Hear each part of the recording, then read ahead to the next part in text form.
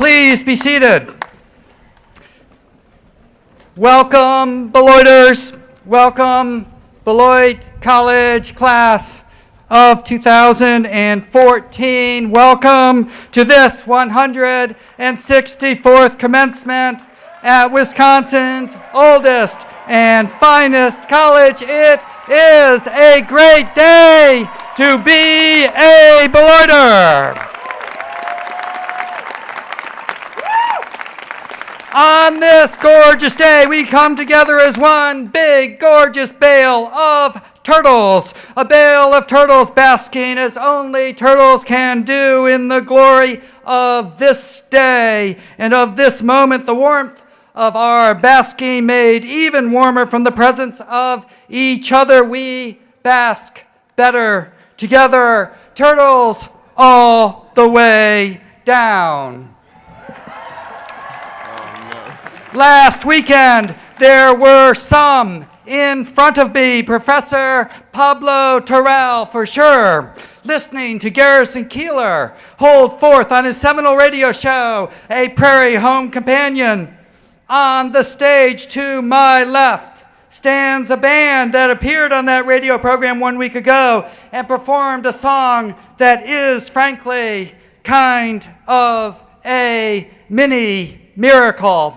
As I was struggling to find the perfect opening worthy of today's ceremonies, that perfect opening was being debuted by the fine people to my left, debuted to rave reviews by people with extraordinary taste, like Professor Pablo Terrell.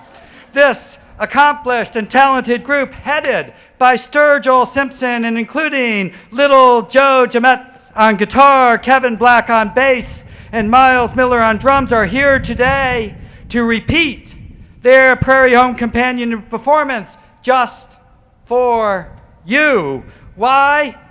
Because, frankly, they are far more Beloitish than they ever knew.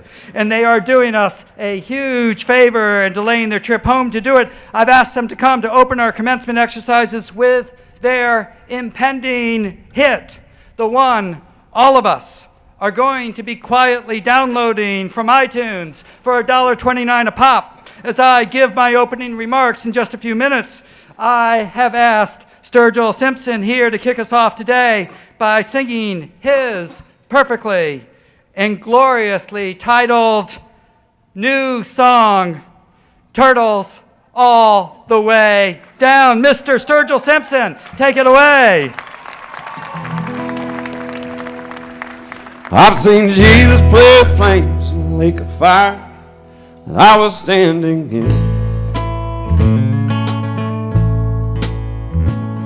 Met the devil in Seattle, spent 9 months inside the lion's den. Met Buddha yet another time, he showed me glowing light within.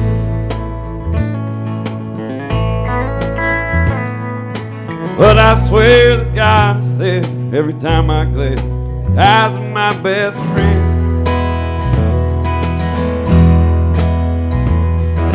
Said, my son, it's all been done.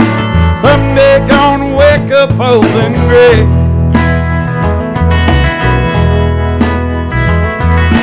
Go and try to have some fun. Show the warmth to everyone. Meet a greet and cheat along the way. There's a gateway in our minds that leads somewhere right there, far beyond this place. We're reptile aliens made of light, cut you open, pull out all your pain. Tell me how you make it legal, something that I'll make in our brain. Some say it might go crazy, then again it might make you go insane. Every time I take a look inside that old fabled book, blinded and minded of the pain caused by some old man in the sky. Marijuana, LSD, psilocybin, DMT, they all changed the way I see. Love's the only thing that ever saved my life. So don't waste your mind on nursery rhymes, fairy tales of blood and wine. There's turtles all the way down the line. So each their own, we go home. Other realms our souls must roam, turn through myth that I'll call space and time.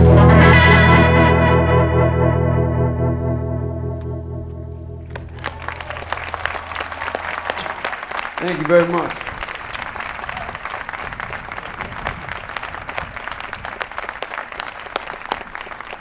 Thank you so much, Sturgill Simpson. You didn't hear it, so don't waste your time, your mind on nursery rhymes or fairy tales of blood and wine.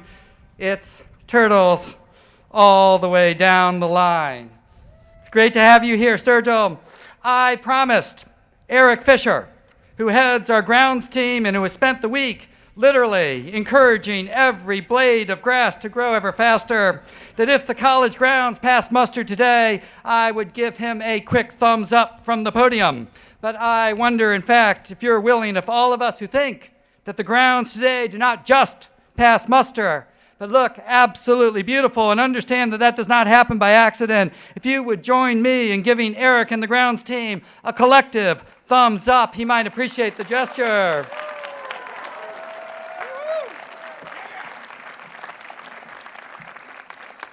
Welcome one more time. There's only one real substantive reason why we are here this morning: to celebrate the accomplishments of the 278 members of the class of 2014 and their blindingly bright futures. This is not just a glib commencement throwaway line. I really mean it. The forecast for these 278 soon-to-be graduates is even better than the weather today. Their futures are sunny and warm, not upper Midwest sunny and warm, not Beloit, May, sunny and warm. We're talking San Diego, San Antonio, Phoenix, and I mean it, not because I really hope it will be true. I mean it because there is real, live, empirical evidence, compelling evidence, telling us this. If you can envision a heat map with a frequency with which people associate higher education with common phrases, the phrase with the greatest heat would surely be value proposition, which today translates into whom among the 2 million college graduates in America this spring can expect a sunny and warm future. So this morning, I'm going to eschew my perch in the airy-fairy world of higher education, climb down from my usual comfortable seat at 30,000 feet. This morning, I am going to be a bottom line kind of guy. So just so you know where this is going, over the next 7 minutes, you will be taken on a ride, starting with the inner sanctum of your parents' wallet, right into the heart of a wonderfully, quintessentially supportive stack of turtles, and from there nicely to an engaged life of purposeful consequence combined, importantly, with non-trivial material comforts, and finally to a deathbed sigh of contented happiness, followed by a 7-figure bequest gift to this college. Your recent past and exhaustive future in 7 minutes.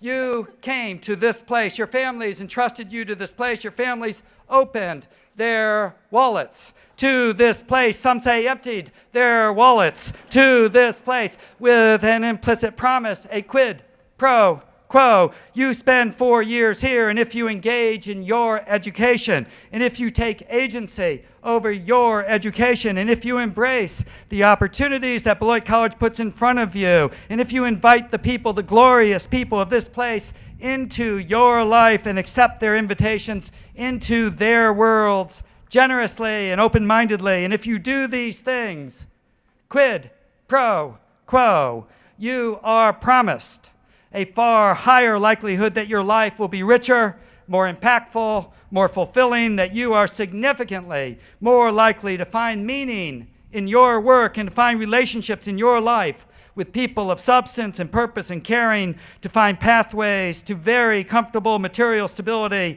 and to find yourself a member of a local community that you care about and cares about you. These simple metrics of future well-being, happiness, deep, substantive, connected happiness are likely to be yours. You will enjoy a life of purposeful consequence, a value proposition, quid pro quo. Invest in your time at Beloit. Give yourself over to being Beloited, and Beloit, with its turtles from top to bottom, will set you up to be the beneficiary of the healthiest return ever on that investment. How? All you need do is correctly answer the following 6 questions. So here is question number 1 for you, all of my black robe friends in front of me, black robe friends, now busy downloading Sturgill Simpson's song on your smartphones. That should really probably be off. Have you had an experience, at least one experience, in which a professor at this college excited you about learning? Simple question. Have you had at least one experience in which a professor at this college excited you about learning? Has it been Pablo Terrell when he connected the activist political history of Latin America to your life at Beloit College, or Daniel Yude when he offered a window into a new culture through a nuanced phrasing and intonation of a new Chinese idiom, or Stephen Wright rereading a passage from Thomas Hardy with only the love that Stephen Wright can bring to that passage, or Chris Johnson and the foundational insight she offers that human movement can convey things, does convey things, essential things that words cannot. Has Tom McBride ever gotten you excited about learning Rock Ordman just once? Was it Kevin Young when he was here a year ago as our Mackey chair? Just once. And here is a second question for all of my mortarboarded friends in front of me, all of my mortarboarded friends donning the finest collection of mostly G-rated mortarboards in the history of higher education, including the best mortarboard of them all, Nick Mishler's. Has there ever been a faculty or staff member at this college who really cared about you? Has Kathy Green ever pulled you aside before class when you felt a little ragged and asked you how you were? Has Marion Fass ever nudged you to maybe work a little harder because you know and she knows you were just lazy? Has Christina Clowwitter ever asked you how things were at home? Has Beatrice McKenzie, Nicole Truesdale, Dave Knutson, Greg Buchanan ever put their arm around you to offer that moment of personal, mentally connection because they care? Did Shannon Fye dance with you at the gala?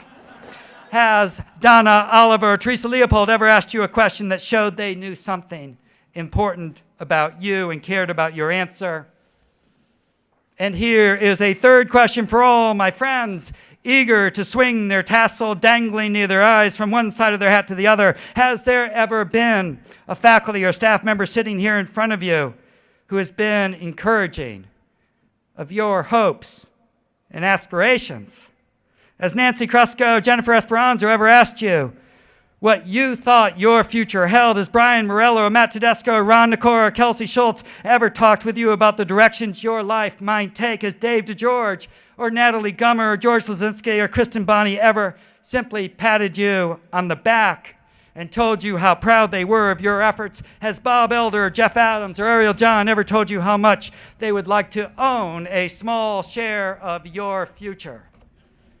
And here's a fourth question for those of you sitting in your seats saying, just get done with your stupid remarks, Scotty B, so we can get out of the sun and my hungover head can stop pounding because I was stupidly short-sighted last night when I had that one last six-pack.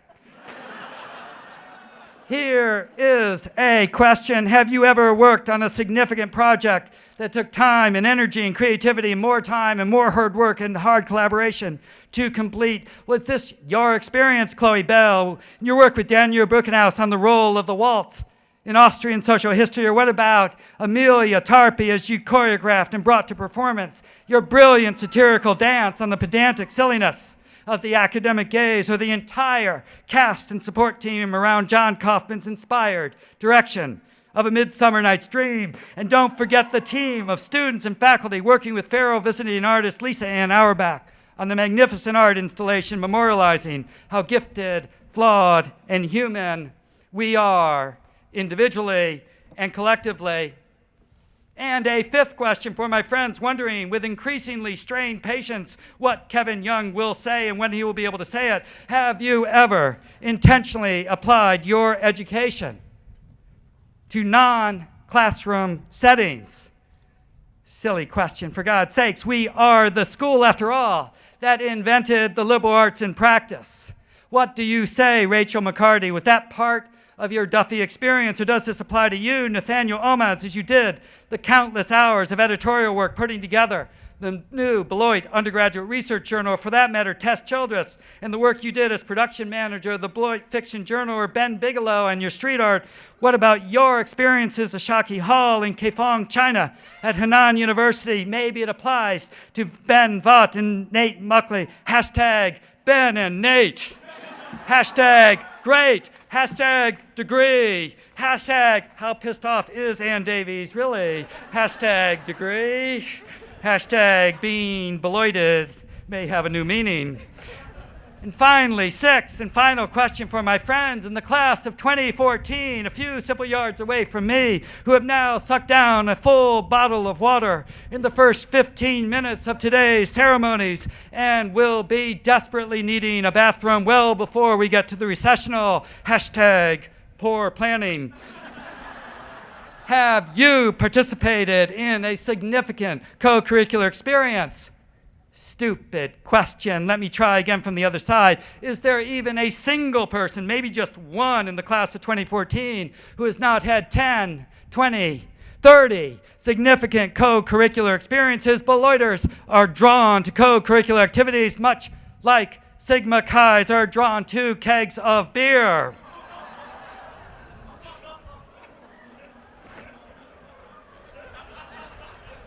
I couldn't pass it up.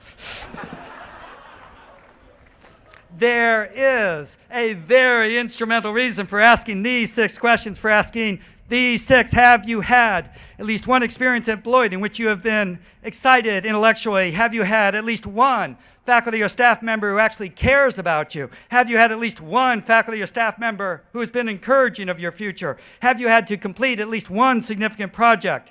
Have you applied your education to non-classroom settings at least once? And have you participated in significant extracurricular activities?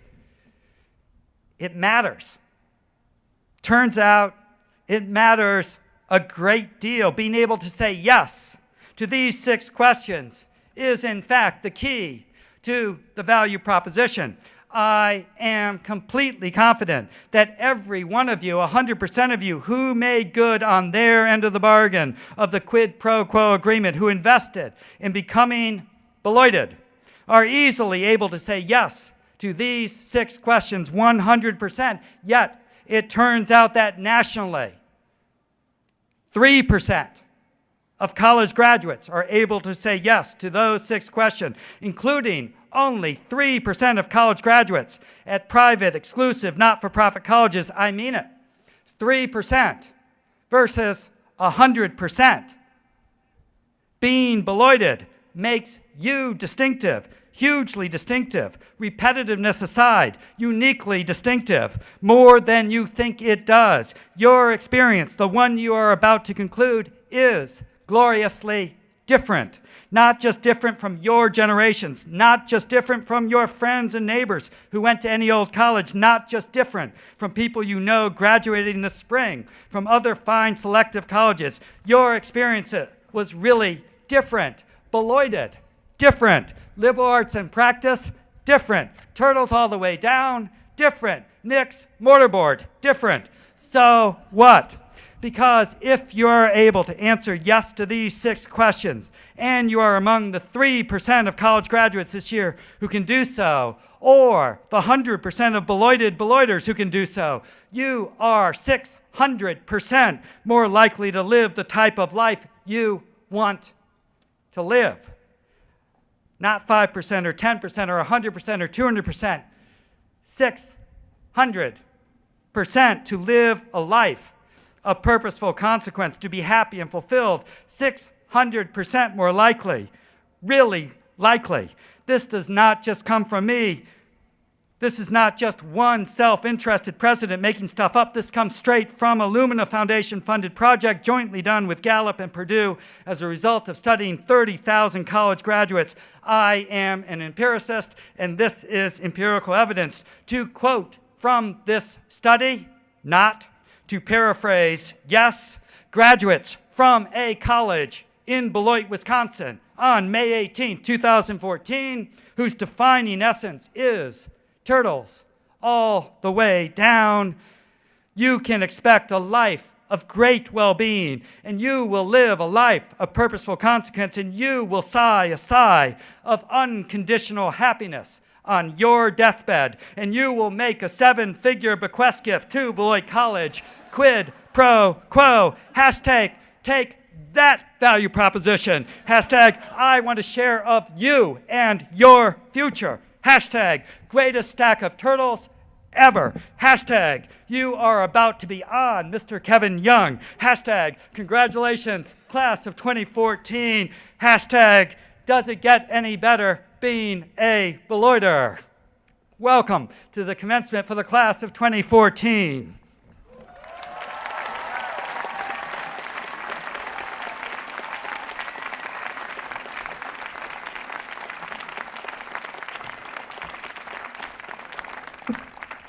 Hashtag I need a shower.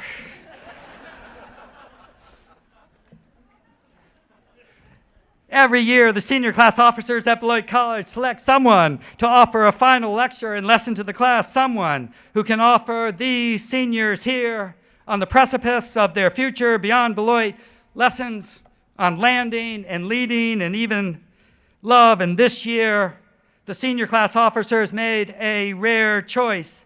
Rather than invite a relative stranger from afar, these seniors decided to select someone close, someone connected, someone who they have worked with and learned from. That someone is our 2013 Lois and William Mackey Chair in Creative Writing, Kevin Young, called Compelling, Authentic, and American by Lucille Clifton, and A Documentarian of American Black Identity by the PEN Open Book Award judges.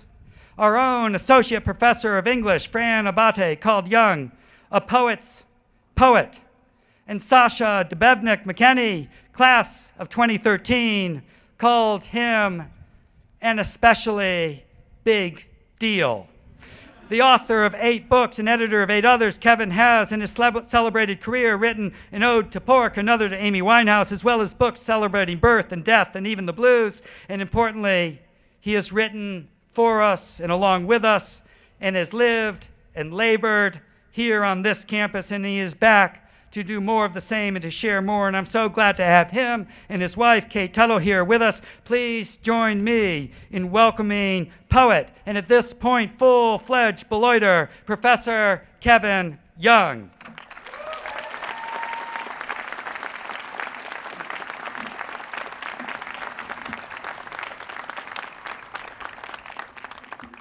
Good morning. I have to say that back. Good morning. That's great. President Bierman, faculty and staff, parents and loved ones, the Beloit College graduating class of 2014, I want to thank you for having me here.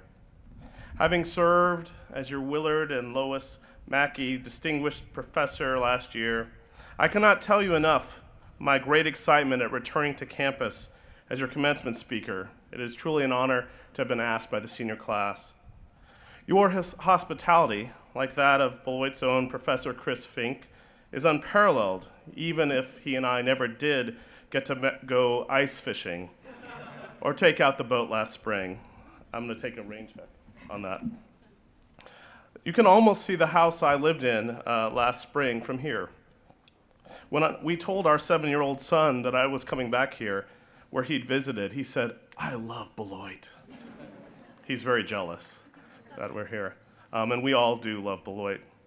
Today I want to speak to you, Beloiters, about the continued power of creating, of poetry, and what I found there. It is perhaps inevitable that I turn to some of my thoughts on my own graduation from college umpteen years ago on this day.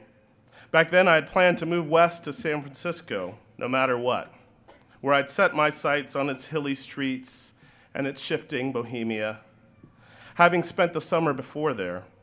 But I was fortunate enough to have gotten a Stegner Fellowship at Stanford in writing, which meant I could live in the city and commute a couple times a week, earning just enough not to starve for the next 2 years. It helped that any corner store in San Francisco had better greens than I'd ever seen in Kansas, where I went to high school. Kansas, home of the iceberg wedge and the cold cherry tomato, which is delicious. But I must say I was not disappointed with my time among the free jazz and used bookstores of the San Francisco Mission District where I lived. It seemed to me to hold all what culture should or could be. It was there I went from simply writing poetry to becoming a poet. I'm telling you this not because you need to become a poet, or if so, you probably already have. You've studied with the lovely Fran Abate professor here, who's terrific. But I wanted to let you know that while I matriculated at Harvard, where I should say Beloit's own Professor Katabgin was my classmate, I had really graduated from the world of poetry. My teachers there were a blessing, from the intense and involved Lucy Brock-Broido to the supportive, generous Seamus Heaney, who hadn't yet won the Nobel Prize in Literature, though we all knew that was imminent. Both of these teachers helped me know not just what a poem could be, but that even a Kansas boy could become a poet, which I hadn't quite known. I didn't know any poets growing up. Luckily, I didn't spend my semester with Heaney completely starstruck, as I didn't know his work in the way I would come to as a fan and burgeoning poet. Heaney's writing of his family farm in County Derry, Ireland, and his use of the bog as a metaphor for history let me know I could write poems of my parents' home state of Louisiana, our family homestead in the deep country, the bayou, my own blog. Sorry, bog. I meant bog, not blog. I say all this to say that when I was your age, I learned one of the first lessons I want to impart to you today: to put down your bucket where you are. From Heaney and from the work of poet Rita Dove, I learned that my grandparents could be poetry, or were already. That I could write about where they came from, what they saw, and how they spoke in their own tongues. I could tell stories in the voices of my family, whether that meant their struggle in the civil rights movement, or the bittersweet memory of life in the segregated South, or the music my grandfather played, the Zydeco on his fiddle, which I still have.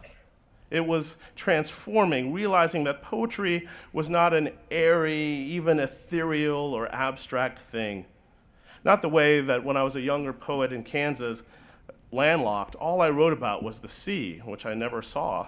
But that poetry was the mud, the dirt, daily life. The everyday is where poetry lives, where we live too. Something caught up on our phones or in our own heads we too often forget. We must remember, as Heaney might say, to dig, whether that's with a spade or a pen. Poetry, I learned, could be my homeland. Let's go then together, you and I, not into a world of ether, but to your own backyard, or stoop, or passenger side window. What do you see there? What does it tell us? Not of just you, but of the universe. No matter what you do, stop a while and think. Look under your boot soles, your Uggs or sorrels. See, and maybe even say what you find there. Share yourself, and not just your selfie. Help us know where and who you are, not because a phone's tracking system makes it easy, or the interwebs tells you to, but because you decide to shape the self into something shared, but all your own. There's another kind of lesson I learned after graduating. It may seem odd, given that I was on a fellowship that seemed like school, but being there felt like the opposite. Living in the city was freeing enough to ensure I had to learn my own rhythm of writing and living, the two for me then becoming fully inseparable. But above all, I had to continue to learn. In that literate and literary city, in my own graduating self, I became an autodidact, a person who is self-taught. It helped that one of my workshop leaders at Stanford was poet Denise Levertov, a true autodidact who had never gone to school, but was taught at home in her native England. I realized later that this made her rather formidable in the classroom, a place she'd never been as a student. She was in no way warm or maternal, which some of my fellow students had somehow expected her to be. I thought it was wonderful, though, the way that if she thought you were reading your own poem wrong, she'd stop you cold and say, "That's not how it's written." She taught how she thought, fiercely, independently, on instinct, which was mostly right, but unafraid of being wrong. She reminded me of a boxer, a bantamweight. She was so tough she had a front tooth missing that she refused to get fixed. When she laughed, she'd cover her mouth, almost unconsciously. It is that mix of toughness and tenderness that the autodidact needs. That and curiosity, which can send you places not prescribed by a course of study. Which brings me to the last and the main thing I ask of you, or rather want for you. Never give up on discovery, on learning all of an idea or field or place, because you find in it some spark, some invigorating flame that speaks to only you, and maybe only you. Become or continue to be an autodidact. In this information age, it's hard to remember that not all our searches need to be exact, and that sometimes the search is the thing. Sometimes you find more by browsing, by seeing the thing you weren't exactly looking for. Haunting bookstores in San Francisco, I became a book collector as well as a poet. Both were ways of deepening and discovering knowledge I had only glimpsed before. Here it was, all around me, there for the taking or the wanting. It may not be poetry, though I hope it is books. It may not be books either for you, but I want you to find that place inside yourselves where you seek and find, but also don't mind wandering for a while. Of course, right now, as I stand between you and the conferring of your hard-earned degrees, this may seem both easy and I fear obvious to you. You've done plenty learning in this beautiful school, Beloit College, and know better than I how to find your own way. It's one of the things I admire about this place. You've written and read and sung and danced and may want, above all, a break from someone saying what to do what he did decades ago. I might as well be telling you to drink more water or eat your vegetables, though I suggest you do that too. But I'm asking you not to unlearn your excitement. If you don't look out too often, the world makes you too busy. It may keep you on the metaphoric treadmill, training and training for a contest that you may feel never comes. It's up to you to be that boxer who faces knowledge head on. The autodidact I want you to be is the ultimate shadow boxer, learning not from battle, but from the ongoing dance with the self. I want this dance to be your own. Get busy being. Get crunk. Get going. Be brave. Be quiet sometimes. Be bold, even loud when need be. Set your feet towards something in the world, but also know that this world is one you make from your past, from backyard dirt, from leaves of grass, but also from a future you not only find, but make. Maybe I was right when I was a young poet in Kansas that it's the sky and sea, after all, that you should seek. But you gotta ground yourself first. Then do something you're merely good at. Dive in. Give yourself permission to not be great, at least yet. Follow what the writer Samuel Beckett said and try again. Fail again. Fail better. Fail better. That is the autodidact's mantra. By doing that, you will continue to be great.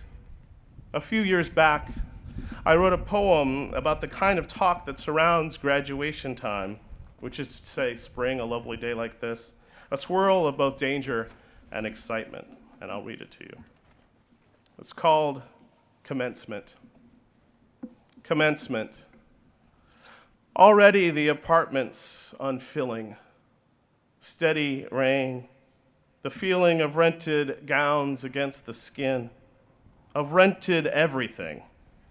That rain again, the green, loud sound of digging, wine from a far-off machine.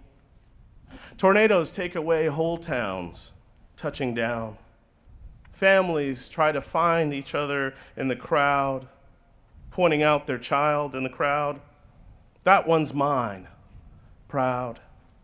Teams practice sliding home, dusting off uniforms, and somewhere the tailor is bored to tears with nothing left to hem. Rained out games.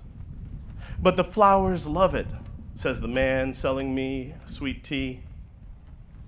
In my yard, what I thought were only weeds turns out are really 100 tiny blooming maple trees.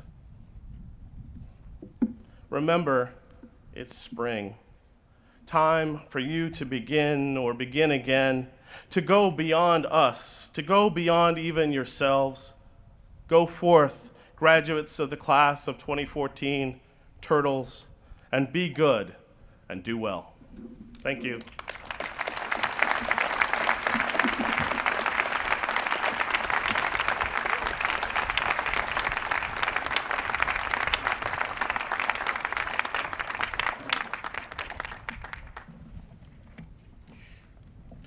The Administrative Policy Manual of Beloit College provides that honorary degrees may be granted to those whose achievements are extraordinary and who represent by their lives and works the ideals for which Beloit College stands. I now call upon Chris Fink, Professor and Chair of English, to present our candidate recommended for an honorary degree at today's ceremony. Professor Fink. And if I could be joined up here by Kevin Young as well.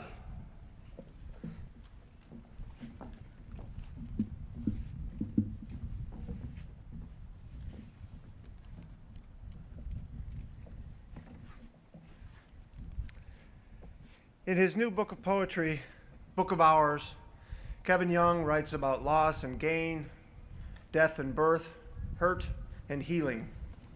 It is just the latest in a long line of celebrated work from a poet who writes emotionally bare, musically rich, and authentically American poetry. It is also just the latest book of his poetry to be feted in both college classrooms and online forums, poetry panels, and the pages of the New York Times.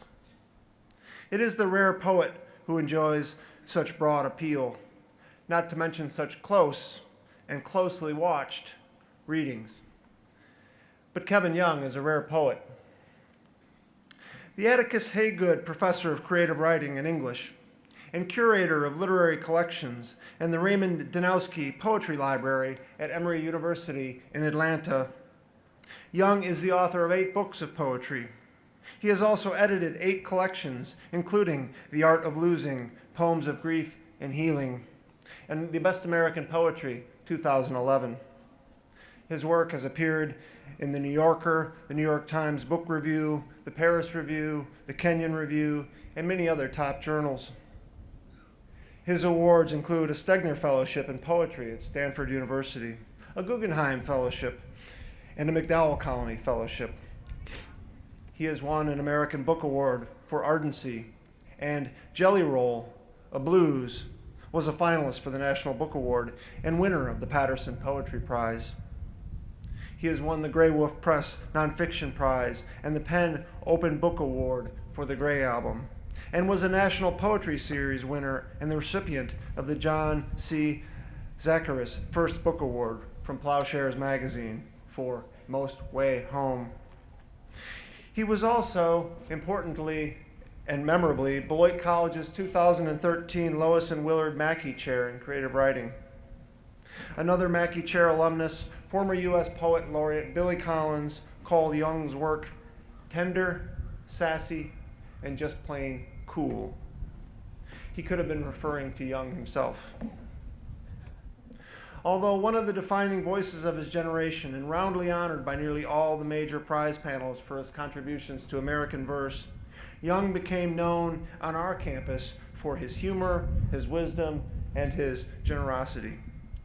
The talent that made his poetry so popular among critics, poets, and readers was on display for us in his class, around campus, and even around town. But it was the quality of time, energy, and attention that he gave us that lingers.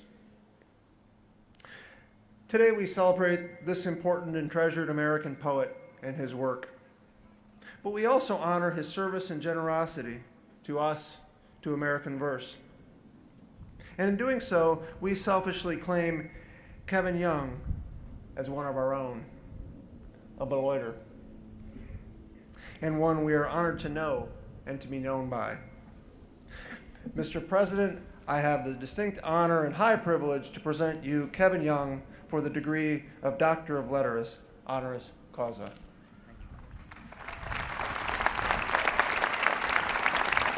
As president of Beloit College, it is an honor and a pleasure to confer upon you, Kevin Young, with this Beloit College diploma, the degree of Doctor of Letters, honoris causa, by authorizing the Chief Marshal to invest you with the appropriate hood. Congratulations, Kevin.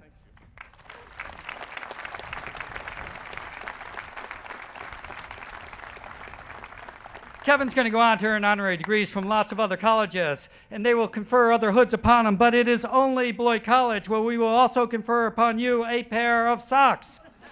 Kevin Young, I hope you will accept as a Beloiter a pair of blue and gold Beloiter socks.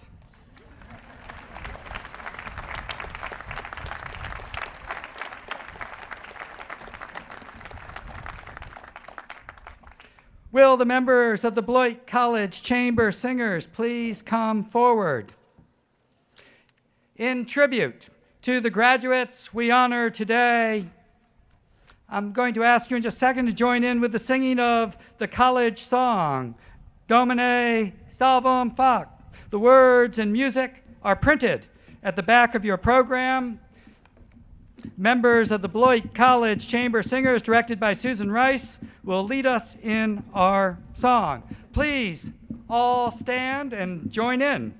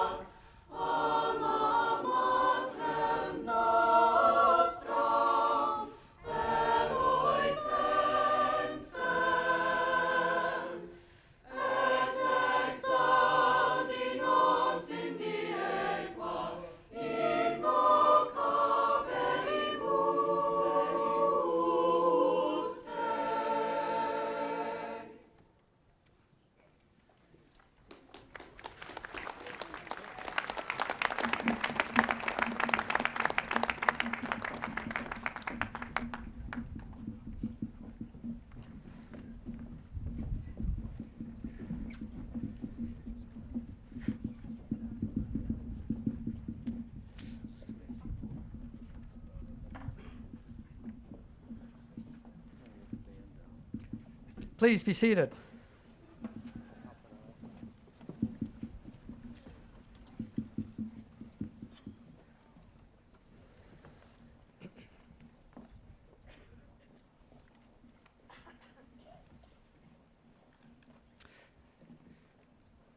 I now have the honor of presenting the first candidate recommended for emeritus status at today's ceremony. Would Nancy Benedict please come forward?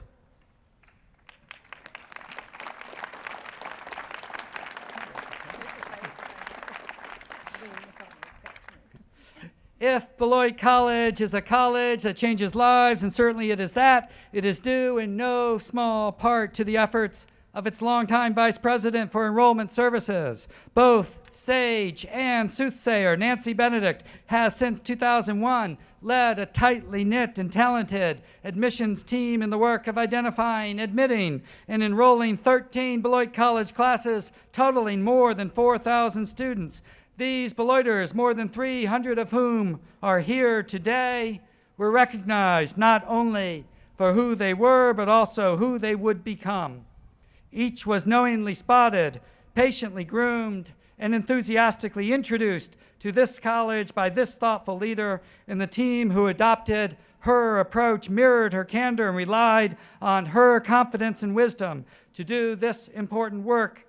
What a legacy!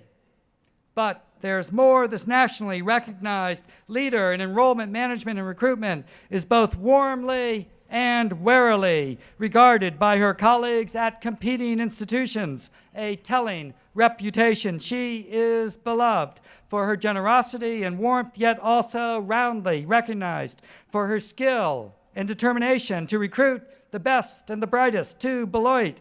On campus, she effortlessly strikes a similar balance. Her staff says she offers both a steady hand and a trusted shoulder. She is a supervisor and a friend, a coach, and a confidant. She joins her counselors on the road and in their work crafts nearly every letter or postcard that leaves the office and leads the legendary social engagements that boost spirits and cement trust among her staff.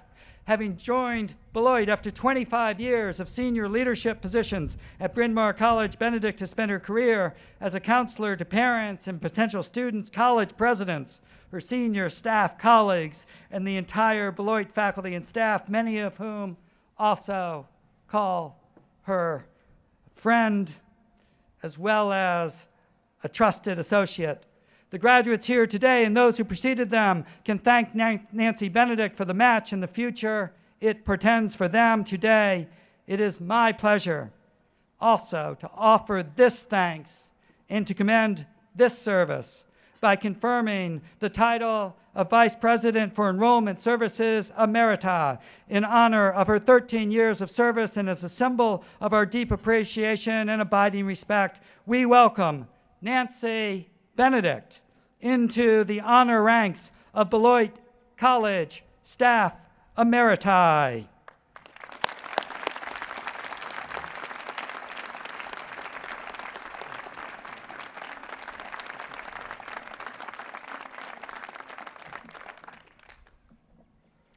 I now call upon Kathy Green, Professor and Chair of the Education and Youth Studies Department, to present the second candidate recommended for emeritus status at today's ceremony. And I wonder if Professor Marion Fass will also join us at the podium.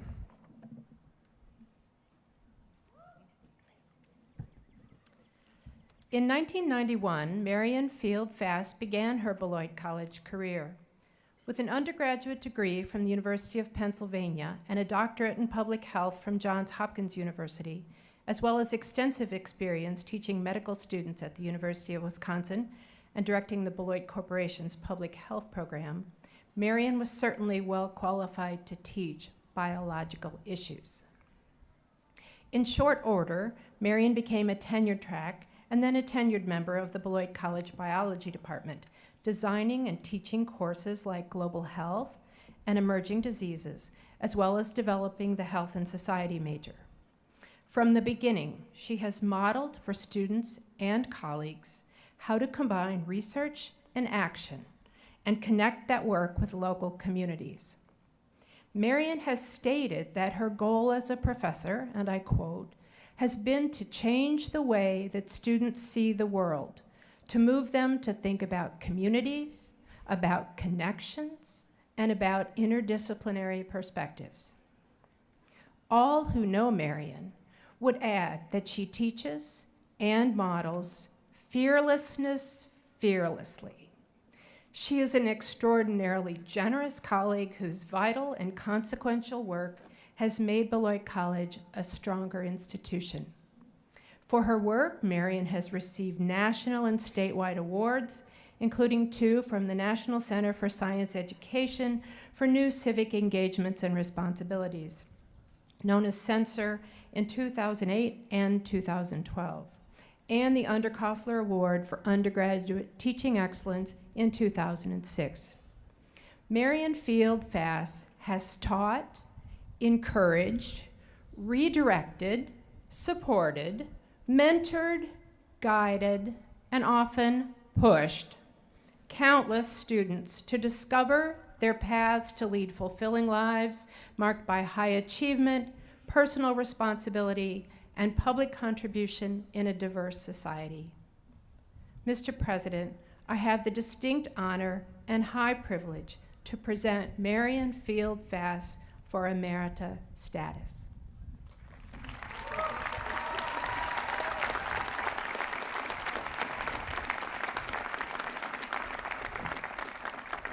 In honor of her 23 years of service and as a symbol of our deep appreciation and abiding respect, we welcome Marian Field Fass into the honored ranks of Beloit College Faculty Emeriti.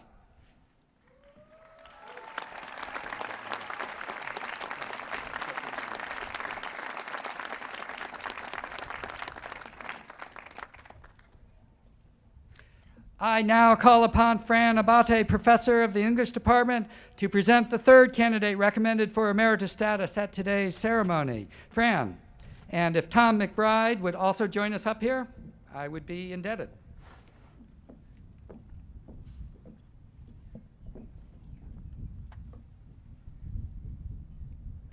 When Professor Tom McBride joined the English department in 1972, the mindset list he and colleague Ron Neef would create was 26 years in the future. The list, which has become a phenomenon, can be described as a collection of observations about first-year college students meant to remind faculty of their aging cultural references. It can also be described as a bridge which brings generations together by fostering understanding and empathy. Only connect. That's Tom McBride's legacy. Professor McBride has taught Milton and Shakespeare, rhetoric and writing, critical theory, and many interdisciplinary classes. His course titles reflect the dynamic, erudite, and thought-provoking teaching he's treasured for. Shakespeare Heads to Hollywood, Satan's Used Cars, Jack and Bill's Excellent Literary Adventures. Since 1991, as the Kiefer Professor of the Humanities, he has annually presented 2 witty and wildly intelligent talks on subjects including evolutionary theory, Lincoln, Cats, Casablanca, and whether Shakespeare was Shakespeare, a list attesting to his unshakable belief, and I quote, that liberally educated persons are thoughtful, literate, adventuresome, skeptical, and self-discovering individuals. They are, this is the point of liberal, as in liberating, free of ignorance, dullness, credulity, and apathy. Professor McBride's contributions toward furthering the liberal arts and the wisdom and humor and kindness he's modeled for students and colleagues, and I'm lucky to have been both, are unquantifiable. The word that inevitably comes up in conversations regarding his tenure here is love. One alumnus said that Professor McBride was just as committed to the most befuddled first years as to our greatest writers of English. That commitment is a testament of faith in our mission, in us. As Professor McBride has written, a Beloit education isn't about surefire formula. Instead, It's a slow but inexorable transformation of the whole being. We say of professors like Tom McBride that Beloit will never be the same without them. But we will never be without them. We are who we are because, inexorably, they've transformed us. Mr. President, I have the distinct honor and high privilege to present Tom McBride for emeritus status.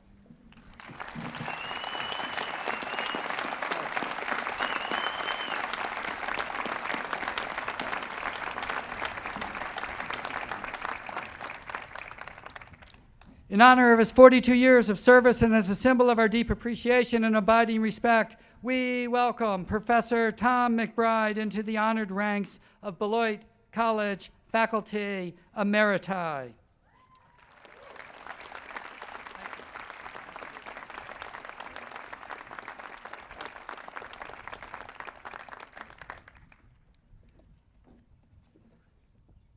I now call upon our valued colleague, Bobby Connor, Housekeeping Department, to present the fourth candidate recommended for emeritus status at today's ceremony. If Rock Ordman could also join us at the podium, I'd appreciate it.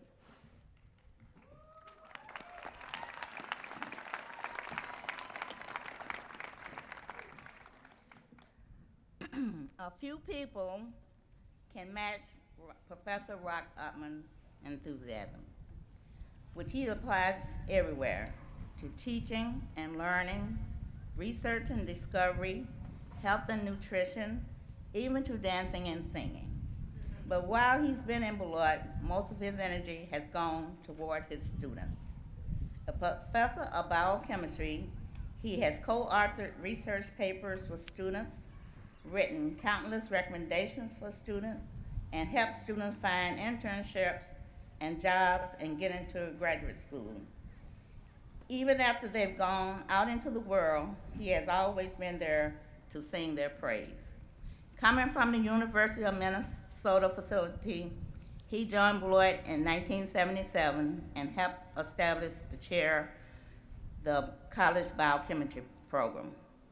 On a personal note, I got to know Rock both when we worked in Chamberlain Hall when I worked there for 7 years. And he became my friend, and I love him dearly. And I think he feels the same about me. So, Mr. President, it is my honor and privilege to present Professor Rock Ortman for his emeritus status.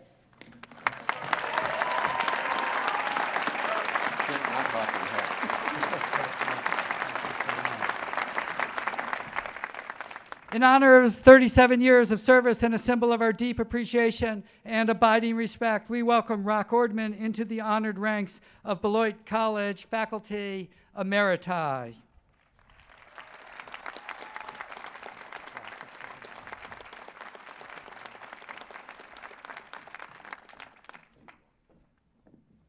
I now call upon Ian Nee, Professor of the Music Department, to present the fifth candidate recommended for emeritus status at today's ceremony.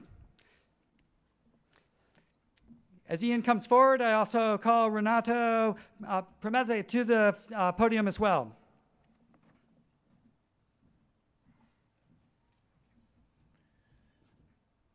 Professor Renato Promezzi is a highly respected teacher, concert pianist, composer, and mentor.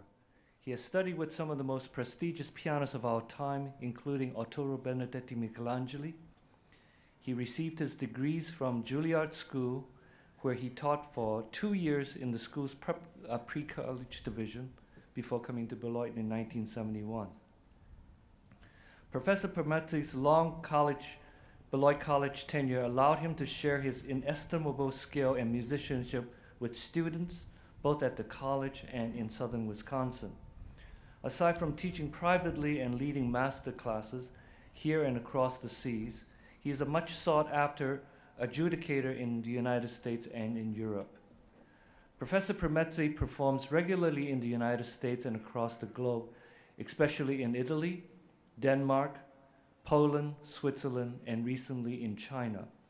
He has been a featured soloist with the New York Philharmonic, the St. Louis Symphony, and the Rockford and Beloit Janesville Symphonies, to just name a few. He has been a frequent guest on Wisconsin's Public Radio's Live at the Alveum, now known as Live at the Chazen, which airs Sunday afternoon.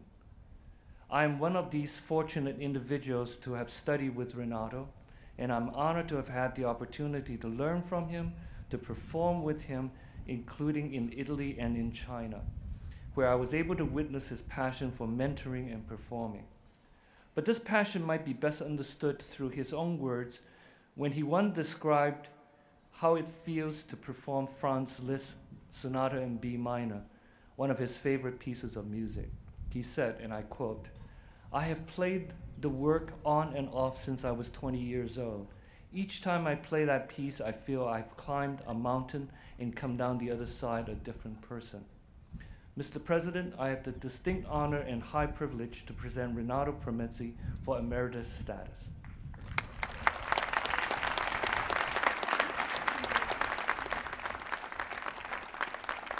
In honor of his 43 years of service and as a symbol of our deep appreciation and abiding respect, we welcome Renato Promezzi into the honored ranks of Beloit College Faculty Emeriti.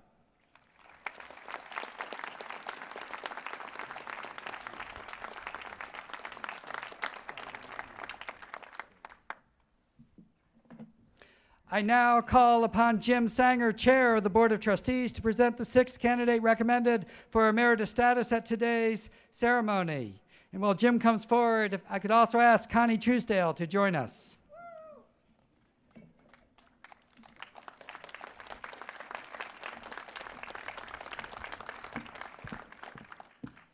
It has not often been said that Connie Truesdale, Secretary of the College, speaks quietly, but she does.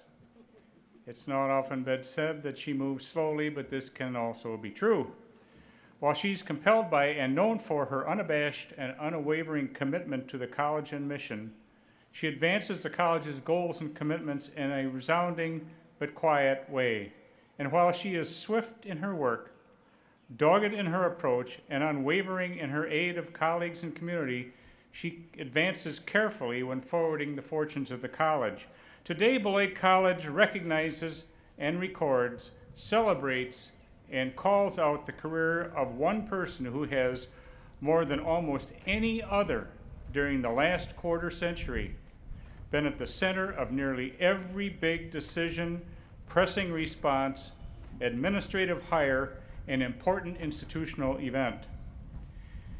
Yet she has also been the person who quietly insisted upon, prompted, shepherded, compelled the thousands of conversations and decisions those situations required.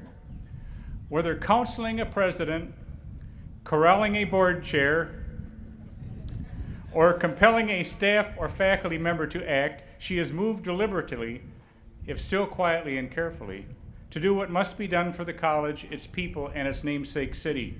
In this work, Connie Truesdale has been a counselor and aide to 4 presidents and 2 interim presidents. After serving as executive secretary to the treasurer of Beloit Corporation and then assistant to the company's retired chairman, she joined the college in 1987 as the secretary to President Roger Hull. In 1992, she would become administrative assistant to the president and secretary of the college. These last 7 years, she has been simply and definitively secretary of the college, and it should be noted, along with the president, the college's signatory on all diplomas.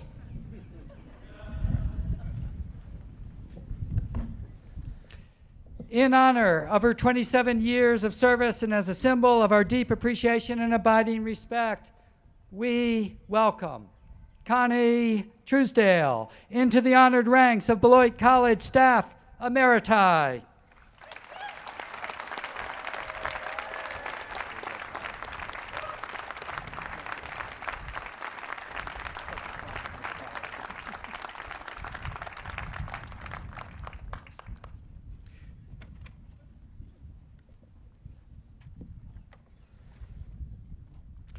Would Ate Sylvendron please come forward?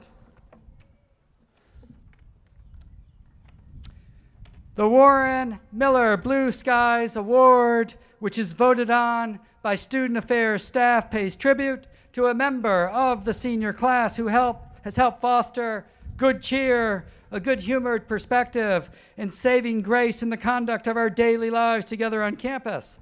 The award's namesake, Warren Miller, is a Beloit alumnus who is famous for his many New Yorker magazine cartoons. This year, the Blue Skies Award goes to a senior who is described as a bright presence around campus, a person whose friendly smile and calm personality make Beloit a more welcoming and enjoyable place to live and learn. His persistent work on behalf of Sigma Chi fraternity has expanded the reach of that organization and fostered partnerships with other student groups and initiatives. Fittingly, this year's Blue Sky Award goes to a graduate who's also orchestrated a special exhibit called The Happy Project. This project asks members of the community to answer a simple but provocative question: what does happiness mean to you? Partnering with classmate Courtney Yates, our Blue Skies Award winner, documented these responses with words and photographs and mounted an exhibit in the Hales Gallery. Please join me in congratulating Ate Salvendron as he receives the 2014 Warren Miller Blue Skies Award.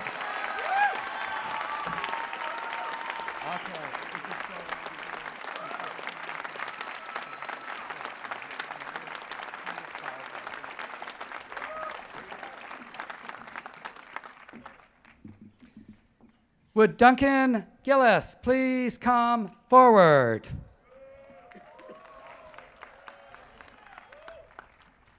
As a tribute to Martha Peterson in her final year as Beloit's 7th president, members of the class of 1981 established a prize to go to a senior who best exemplifies the college's liberal arts traditions as a student and active contributor to the campus community. Faculty members nominate students for the prize, and the names are presented to the senior class members who vote on the final recipient. The 2014 Martha Peterson Prize recipient has been described as a stealth scholar by one faculty member because his easygoing demeanor belies the fact that he has maintained a near perfect academic record while also excelling as a student athlete, cited by faculty for his intelligence, high standards, and superb work ethic. This double major in Spanish and education and youth studies with a minor in philosophy is equally recognized as a considerate, reflective, and humble person. He also captained the men's soccer team who was named to the 2013 All-Midwest Conference men's second team soccer squad. One faculty member said she sees the potential for this graduate to touch the lives of hundreds, if not thousands, of young people as a Spanish teacher and as a positive role model. Please join me in congratulating Duncan Gillis of Salt Lake City, Utah, on receiving the 2014 Martha Peterson Prize.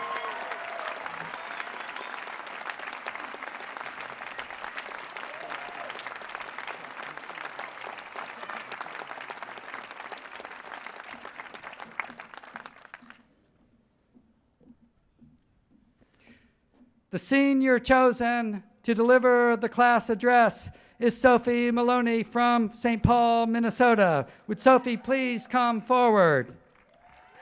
Sophie's an environmental studies major whose broad interest during 4 years at Beloit have led her to dance and create choreography for the Chelonia Dance Concert, play Hermia in the college's recent production of A Midsummer Night's Dream, serve as a sustainability fellow in 2013, and work with Bill Conover in the Campus Spiritual Life program. She also studied abroad in Ecuador, where she conducted research on woolly monkeys, a project that resulted in her presentation at this year's Student Symposium and publication in the 2014 issue of the Beloit Biologist. Sophie, we welcome you to the podium.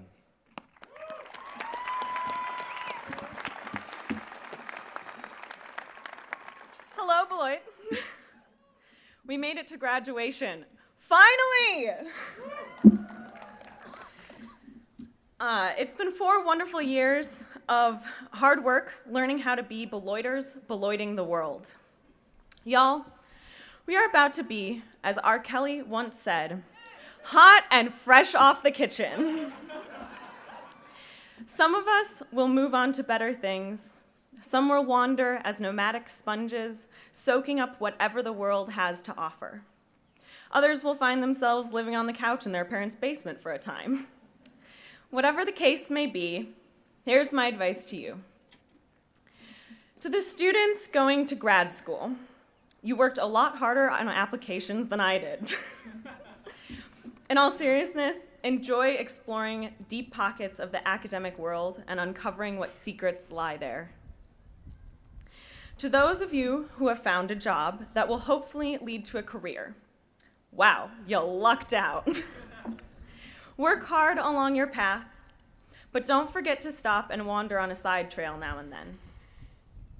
To those volunteers, free interns, and living stipend seekers, have fun making drinks for people more wealthy than yourselves. May you gain experiences and have the freedom to explore your passions. To my fellow travelers, wander free, wander far, remember to stop when you need rest, and always, always carry toilet paper.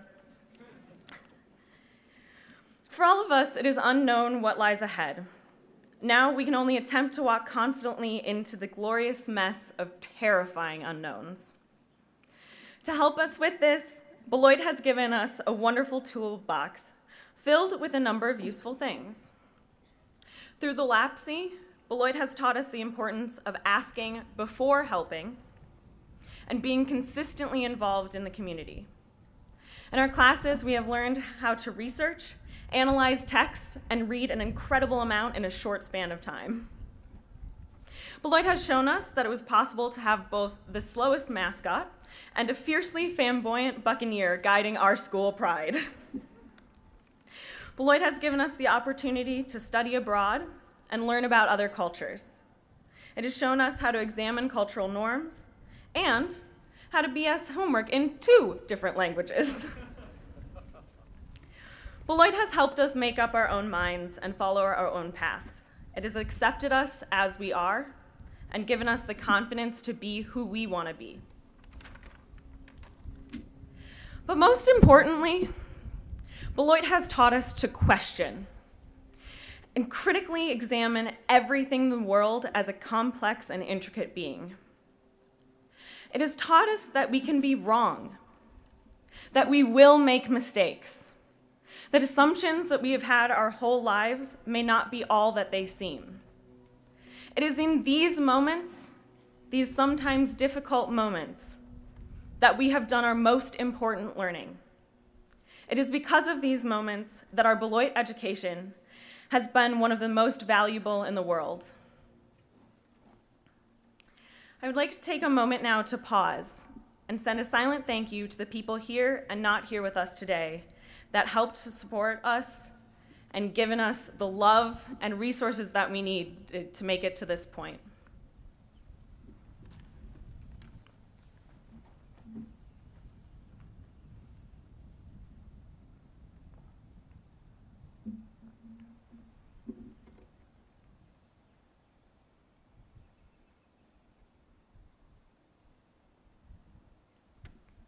Thank you. Before I end, I would like to pass on some advice that was given to me as a child. I'm not sure where these words came from originally. They were first introduced to me while on a camping trip in northern Minnesota.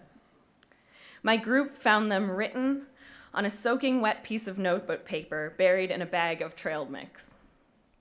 Ever since then, I have found them to be useful advice. Here it is. Unravel. Commit to unraveling the greater mysteries of your existence, the whys, hows, and wherefores. Try. Try something that scares you half to death. Why not? Trust yourself. That inner inkling is your highest truth. Savor. Slow down, enjoy every taste, every smell, every experience. Linger, do it again, think. Make a fool of yourself. Listen to people, to a sunset, to the breeze, to your heart, to that which is never spoken. Grow. Become more than you are right now. Admit you're growing more beautiful each passing day. Grow beyond all the walls and fences that you thought were stopping you. Embrace. Open arms wide enough to hold everything you hold dear. Sink into them. Challenge. To be all you truly are, and once you reach this place, challenge yourself all over again. Beloit, it has been a wonderful, confusing, challenging, and exciting 4 years. The last week has been full of double-dip feelings, hangovers, naked bell runs, naps, pizza, packing, and playing. But today, Beloit, we leave ready to fill the world and ready to let the world fill us. Thank you, and I wish every one of you peace as you navigate life.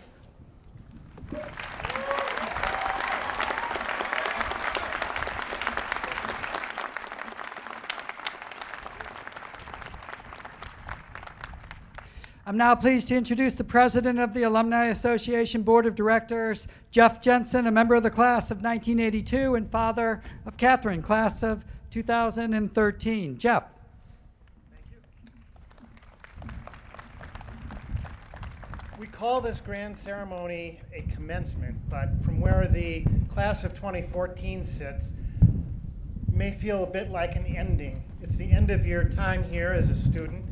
You may fear that it's the end of the relationships you've formed with your classmates and your professors. And the reason they let me come up here and talk today is to assure you that this is truly a beginning. It's the beginning of your tenure in the Alumni Association of Beloit College. And if things go right, that tenure will be some 10, 12, 14 times as long as you're present here as students. But I'll bet 2 hours ago, if I were to survey the class, I would have found that a strong majority of you didn't know there was a Beloit College Alumni Association, much less what it does. And those of us on the board sometimes ask ourselves these large existential questions: who are we and what do we do? And over the past few years, one of the main things we've had to contend with is the risk of being driven into irrelevance by social media, and Kevin Young touched on that. And as much as I look forward every day to the wisdom of Professor McBride on Facebook, it's a poor substitute for being here. And that's the central tenet of the Beloit experience, is being here. And what you'll find is that our alma mater always has her arms open. She wants you to come back. She wants you to be here, and you're always welcome. And so the Alumni Board has attempted to build on this central aspect of the Beloit experience by making everybody welcome and have a reason to be here, whether it be the class reunions in the summer, whether it be homecoming on the weekends, whether it be a BISFA reunion, whether it be an alumni game, or whether being here means at a Beloit Bragg event in Shanghai, China, or Seattle, Washington. So this is the beginning, and as the president of the Alumni Association, let me be the first to say to you, welcome to the family.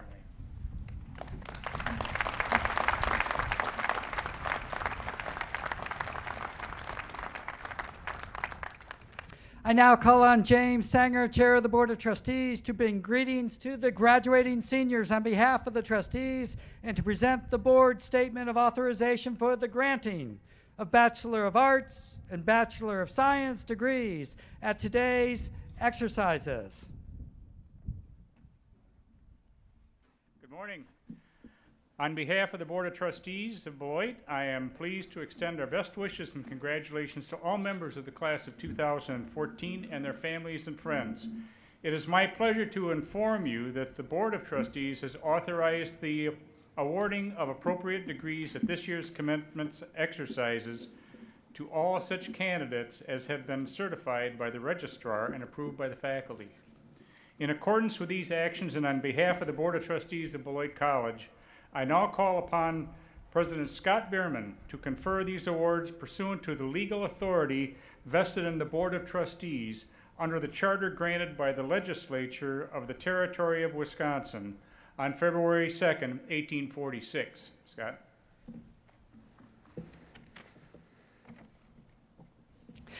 Dean Ann Davies, will you now please present the candidates for degrees?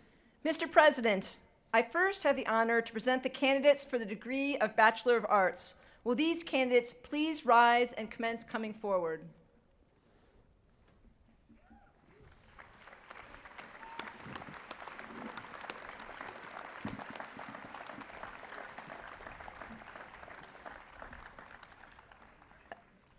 A candidate who attains the highest scholastic standing during 4 years of work at Beloit College is selected to represent the group and to receive a hood in recognition of this achievement.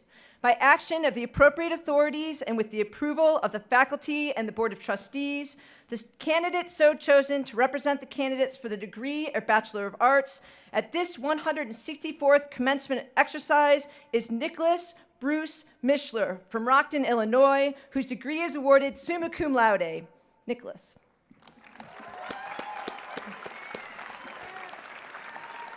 In accordance with the recommendation of the Dean of the College, on behalf of the faculty of the Board of Trustees of Beloit College, and by the authority vested in me, I confer upon you the degree of Bachelor of Arts. The token of the hood now placed upon you confers upon all the candidates whom you represent the degree of Bachelor of Arts, together with all the rights and privileges thereunto pertaining.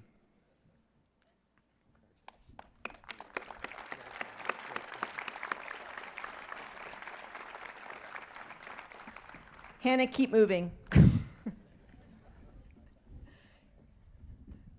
Really, keep moving. Hannah Marie Aaron, cum laude. D. Jaya Alexander. Press this way. Carly Renee Alfredson.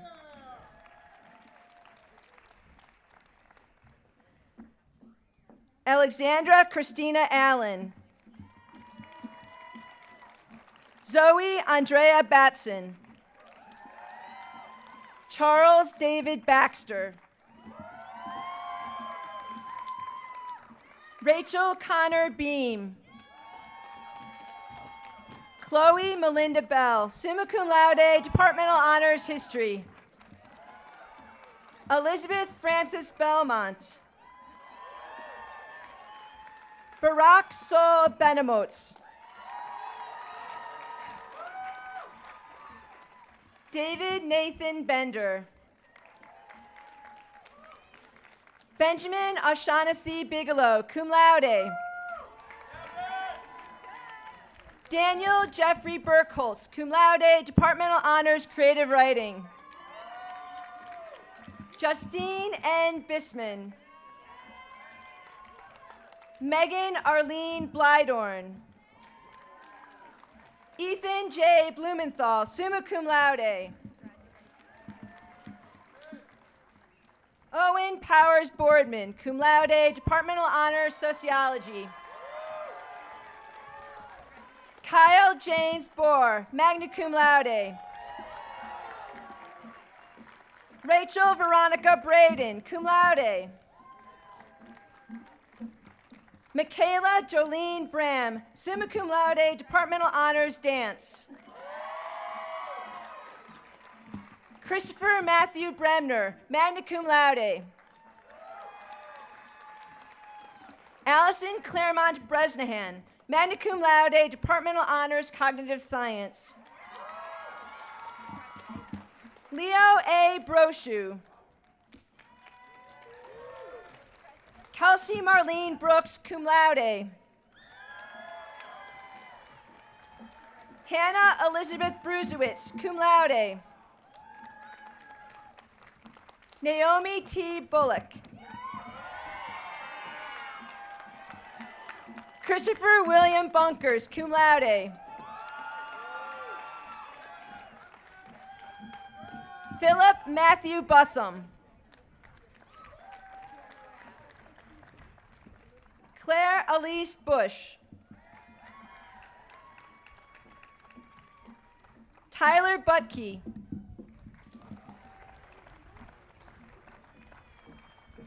Alan Christopher Kadavid. Cho Jun Tsai.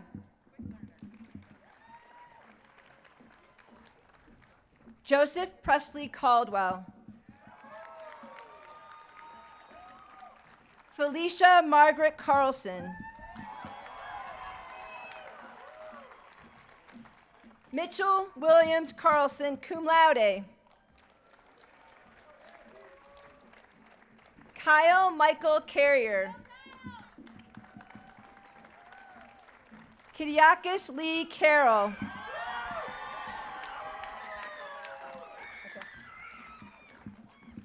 Margaret Toner Casey, magna cum laude. Oh, and Departmental Honors, Women's and Gender Studies. Sorry about that, Margaret. Shamira Tamar Castellanos.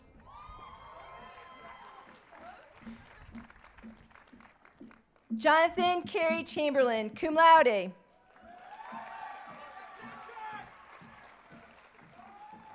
Melissa Chun, summa cum laude. Su Chen.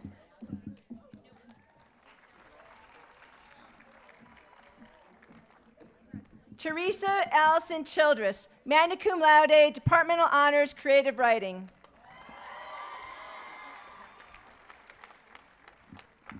Yi Sul Choi, magna cum laude.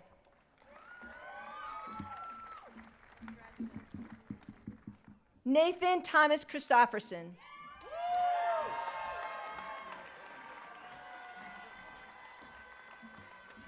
Sarah Jane Francis Chikara.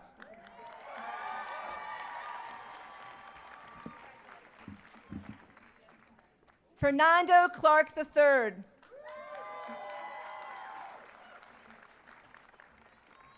Catherine Jane Cochran.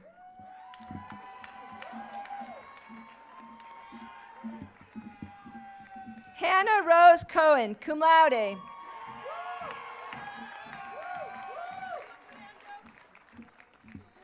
Patrick William Wilson Cook, cum laude.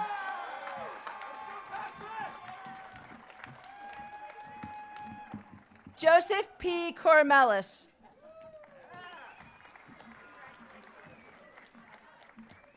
Quinn Patrick Crawford.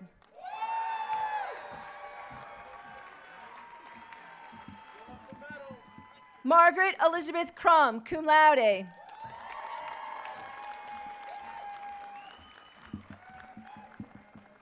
Wilson Hopkins Dean.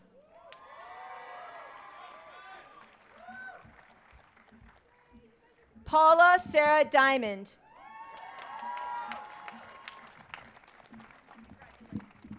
Dana Fleming DiMaggio, magna cum laude, Departmental Honors, Religious Studies.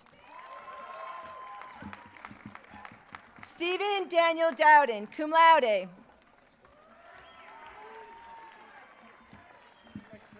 Jack Henry Dragu, magna cum laude, Departmental Honors, Literary Studies. Joel Edward.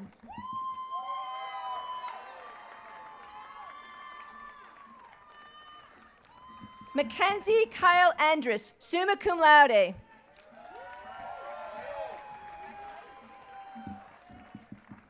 Ariana Espinoza.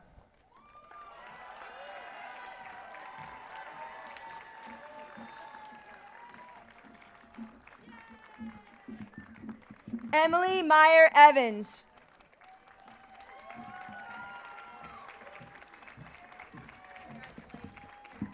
Sarah Elizabeth Feld, cum laude, Departmental Honors, Education and Youth Studies.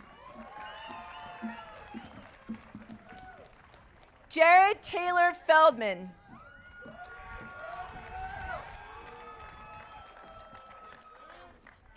Kelsey Rose Fiegel, cum laude.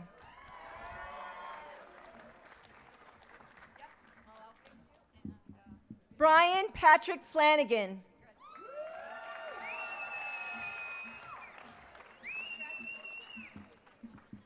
James Edward Foreman III.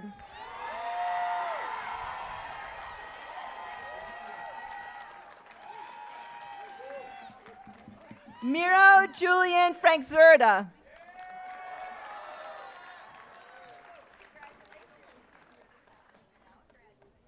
Max Arthur Friedland.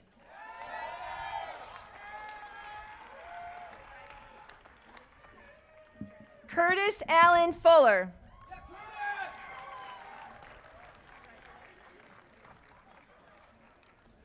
Renee Margaret Gagne, magna cum laude.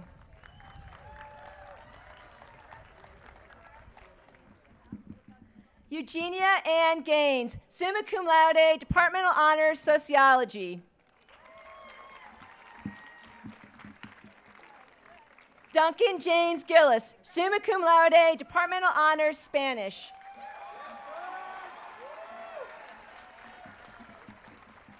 Madison Shelby Glenn.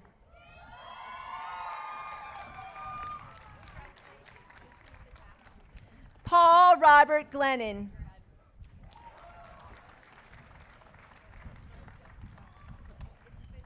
Elam Kwam Goka, magna cum laude.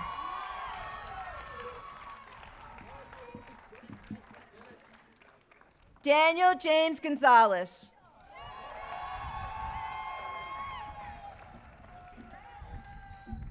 Alyssa C. Gretkowski.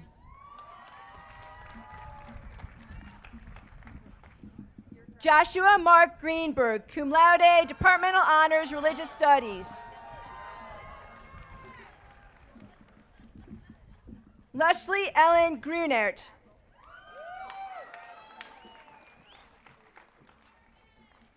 Brian Kenneth Gullickson.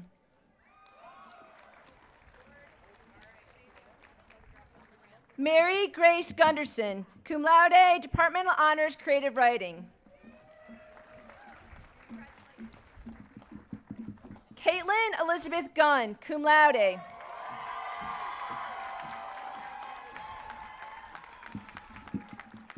Catherine Anita Hagberg, magna cum laude.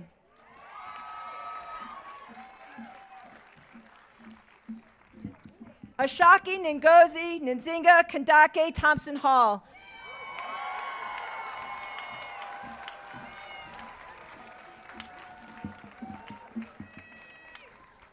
Hannah Juliet Haverkamp, magna cum laude, Departmental Honors, History.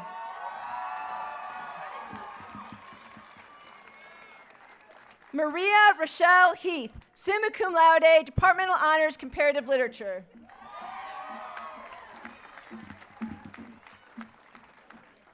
Hannah Kelsey Hellickson, magna cum laude.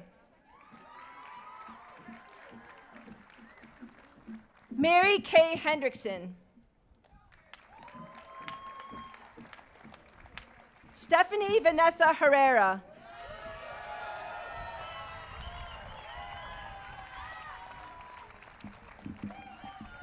Robert Conyers Herring.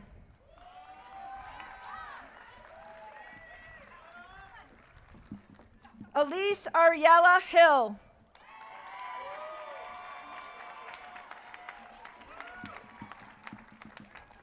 Alexandra Schaefer Hink, magna cum laude, Departmental Honors, Psychology.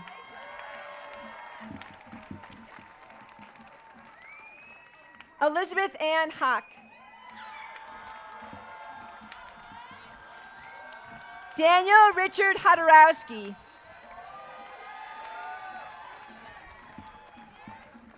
Grace Eileen Kurtz Holdinghouse, cum laude, Departmental Honors, Cognitive Science. Samantha Marie Holte, summa cum laude. Zhe Huang, magna cum laude. Rashida Imani Teresa Hughes.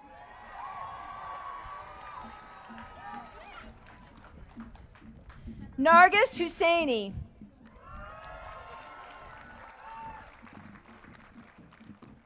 Hannah Michael Ice Cook.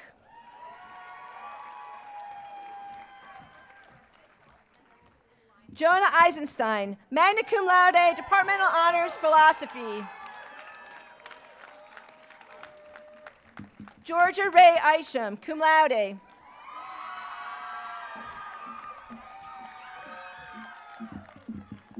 Camilla Blaze Jackson, magna cum laude, Departmental Honors History. Judnell Allen Janvier. Madeline Nicole DeVue Jenkins. Faye Jung, cum laude.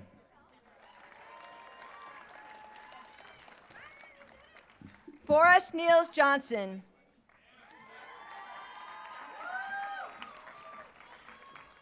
Lilka Declan Jones.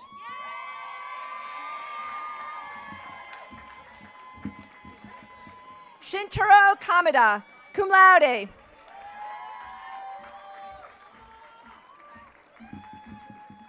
Elsa Jean Kendall, summa cum laude, Departmental Honors Anthropology. Alon Karich, magna cum laude, Departmental Honors Media Studies and Performance. Claire Celeste Kern.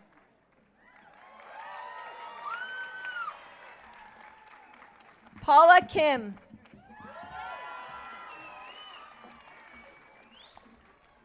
Chul Young Kim, magna cum laude.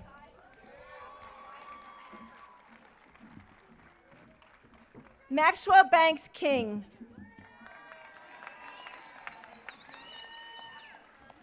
Xenophon Ioannis Kantoris.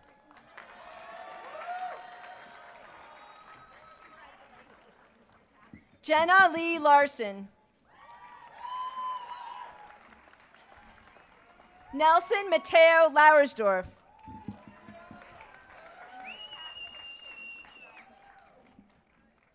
Amanda Marie Lanicki, summa cum laude, Departmental Honors Russian and Departmental Honors International Relations. Lucy Lehman.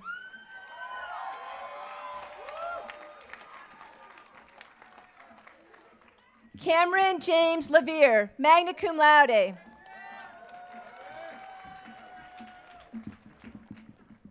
Elizabeth Hannah Levy, magna cum laude, Departmental Honors Computer Science. Rebecca Elizabeth Lewis, magna cum laude, Departmental Honors Anthropology. Ethan Robert Lay, summa cum laude, Departmental Honors History and Departmental Honors Spanish. Jurtai Lee, summa cum laude. Sean Tyler Little, magna cum laude, Departmental Honors Creative Writing.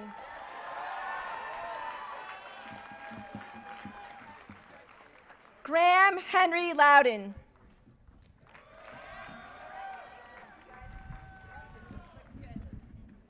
Devin Thomas Lundy, magna cum laude. Yikong Lu, magna cum laude. Sophia C. Maloney, magna cum laude.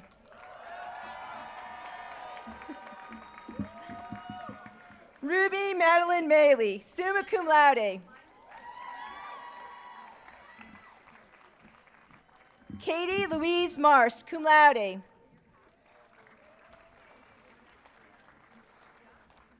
Laurel Kaplan Marshall, cum laude.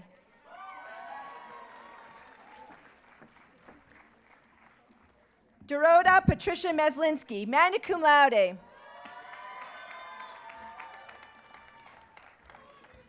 Thomas E. Mayhew.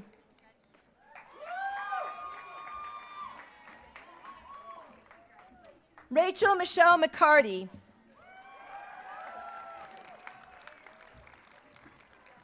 Cullen Reed McDonald, summa cum laude. Paul Dwyer McDonald, summa cum laude, Departmental Honors Theater. Patrick Carl McKnight.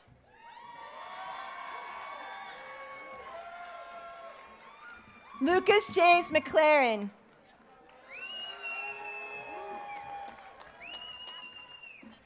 Lauren Nicole McNana, cum laude, Departmental Honors Media Studies. Ling Jur Meng, magna cum laude.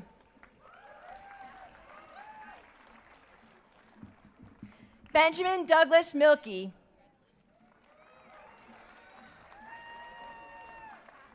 Katharina Patricia Nelson.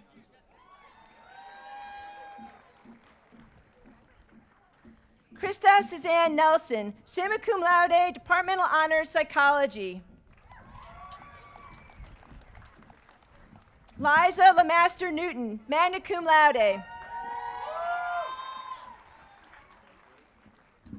Milo P. Nygren Castles.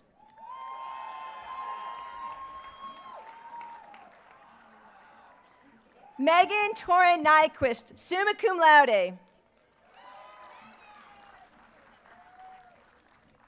Lily Elizabeth O'Brien, cum laude.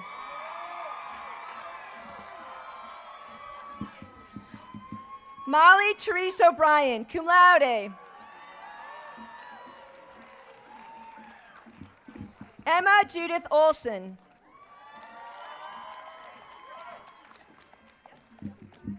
Chelsea Ariane Patterson. Jessica Betsy Peck.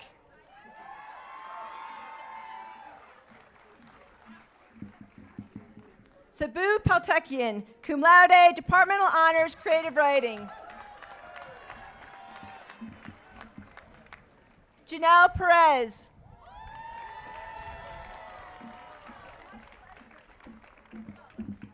Leif Eric Peterson, summa cum laude. Trudy Pham, summa cum laude.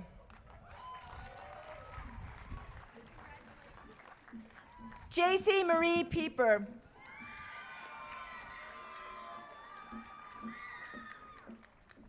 Taylor Patrick Pierce, magna cum laude. Diana Gabriela Pindu-Isaka.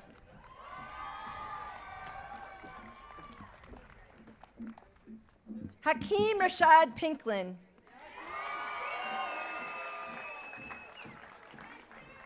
Matthew John Prosser.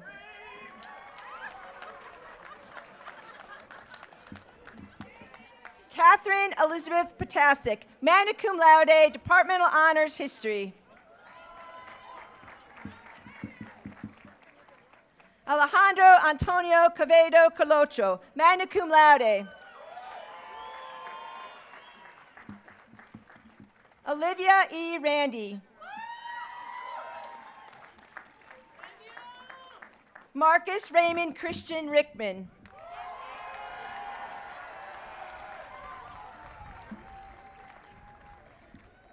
Krista Ann Robbins, summa cum laude, Departmental Honors Anthropology of Religion. Natalie A. Ross, cum laude. Laura Emily Rowan, cum laude.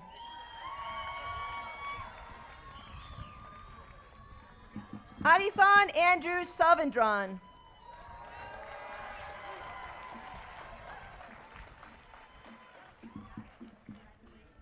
Leah Esther Feldman-Shevsky, cum laude.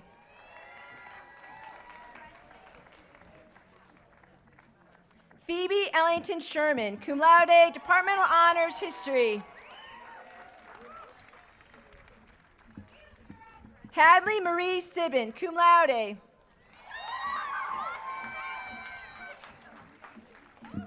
Peter Everett Cease.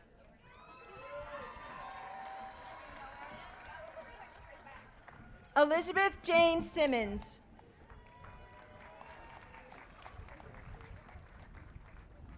Hayden Robert Simonis.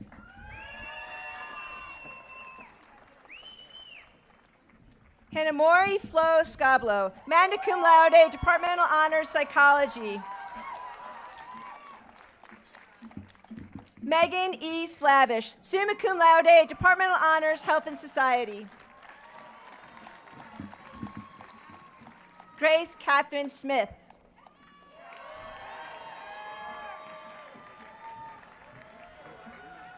Nicole Elizabeth Smith.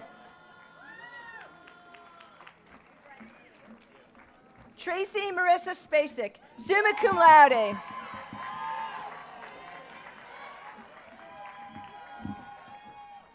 Samantha Jo Spellman, cum laude.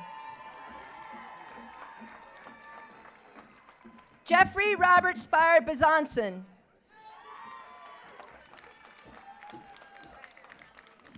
Emily Josephine Stark, summa cum laude, Departmental Honors Anthropology.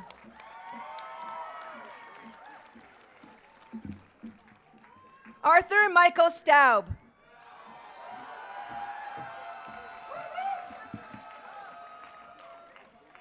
Morgan Elizabeth Stein, cum laude.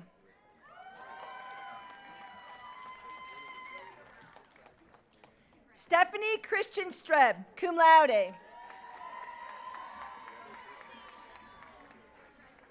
Emily Ann Sahumsky, magna cum laude, Departmental Honors Anthropology. Eleanor Margaret Sullivan.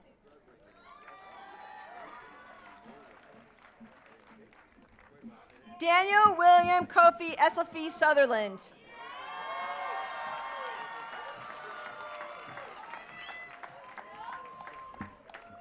Amelia Rose Tarpey, summa cum laude.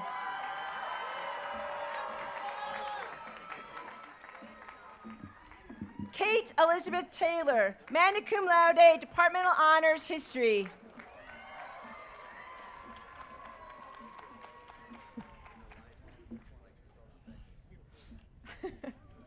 Joshua Wise Tenenbaum, cum laude, Departmental Honors International Relations.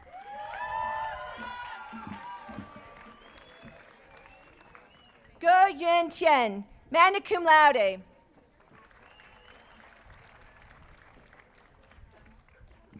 Jessica Gabriela Torres.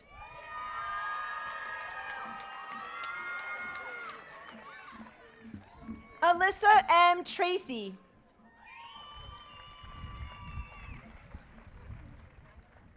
Thong Thay Tran, Departmental Honors International Relations. Fletcher Joseph Valentine.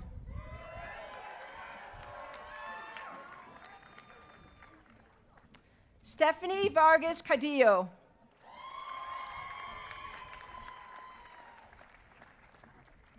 Praises Marie Vega.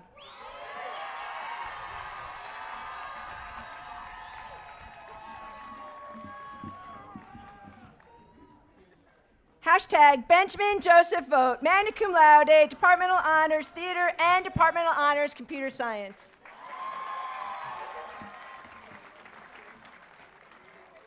Craig James Ruwink, cum laude. Megan Michelle Walsh.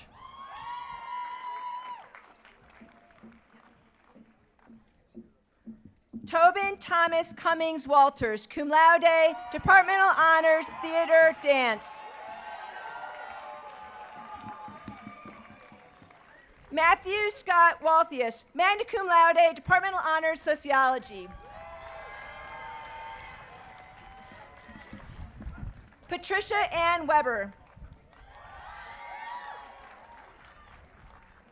Henry S. Werrell.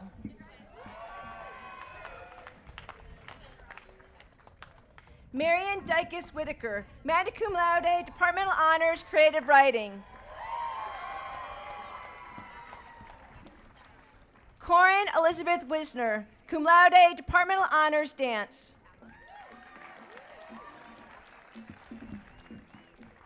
Andrew Sterling Wood, magna cum laude, Departmental Honors Creative Writing. Da Wei Shu.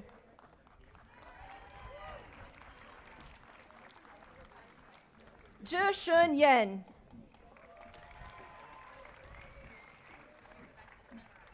Zhuke Ariel Wood Yang.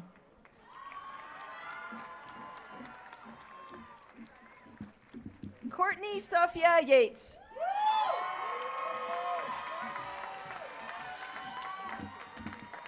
Maxwell Martins F. Geller, summa cum laude.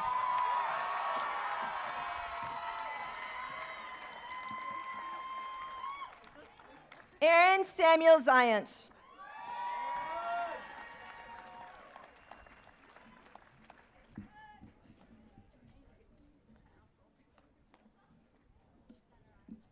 Mr. President, I next have the honor to present the candidates for the degree of Bachelor of Science.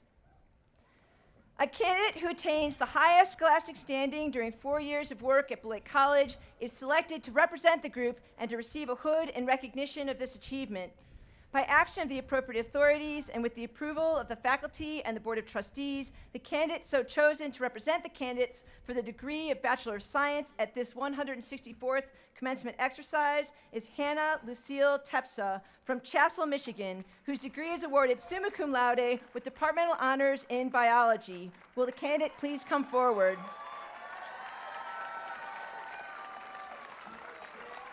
Congratulations.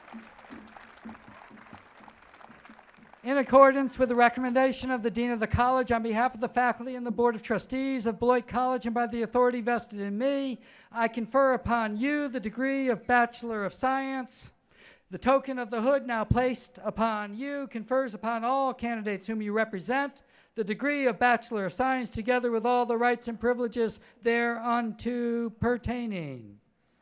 Hannah, this is yours. Don't forget that.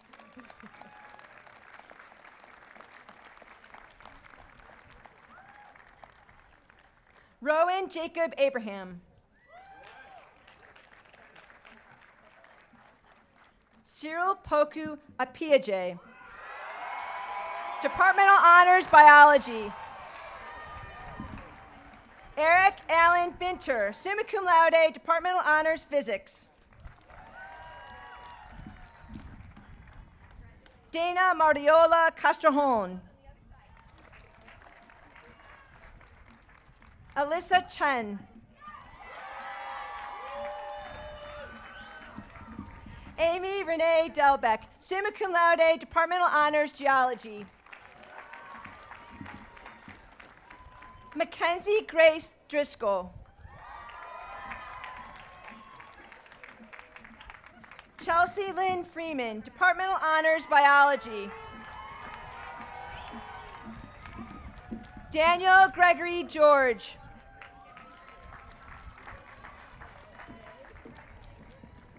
Tara Lynn Grody.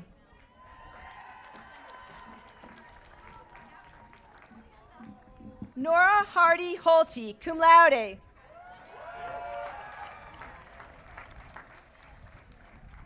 Sarah R. Caston, Departmental Honors Physics. Leah Marie Kruckman, summa cum laude, Departmental Honors Biology.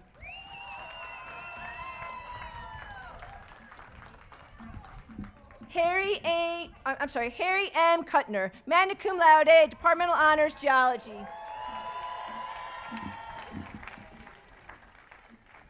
Joseph Henry LeCap, summa cum laude, Departmental Honors Physics.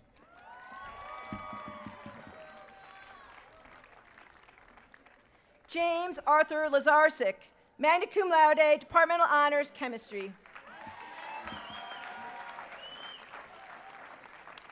Bianca Marie Leone.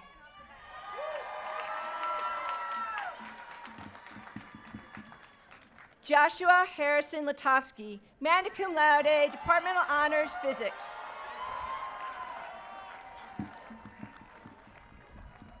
Jiaqi Lua, summa cum laude, Departmental Honors Chemistry and Departmental Honors Biology.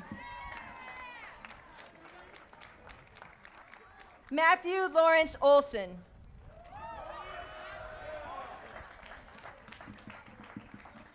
Nathaniel Delahanty Omens, Departmental Honors Biology.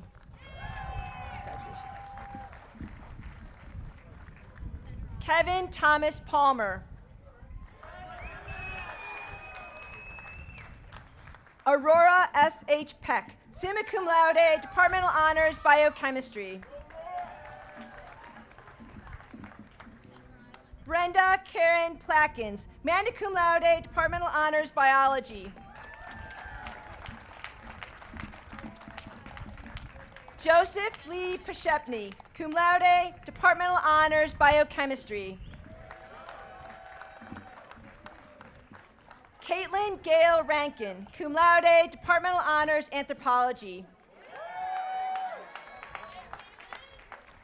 Margot E. Rieger, summa cum laude, Departmental Honors Geology.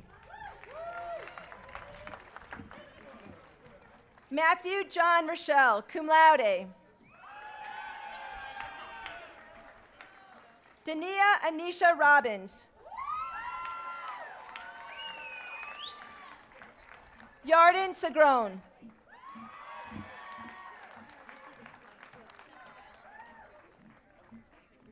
Molly Catherine Schulting, cum laude, Departmental Honors Biology. Catherine John Sebus. Amanda Ray Silverman.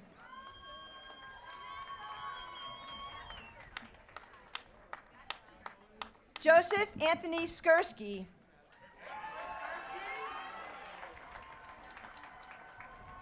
Kaylin Nicole Smith.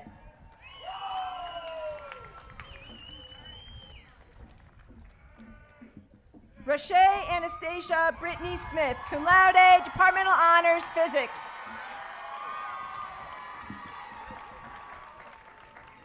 Bradley Allen Stelter, summa cum laude, Departmental Honors Biology. Adam Cooper Strick.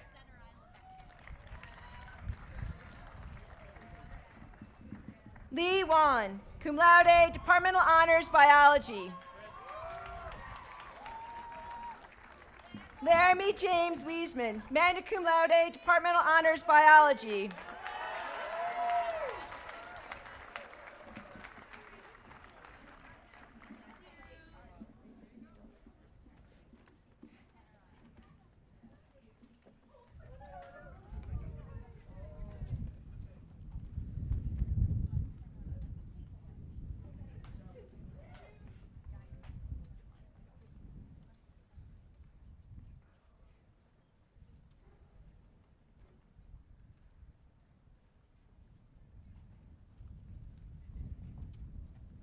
We're going to give our recent graduates a chance to get back to their classmates.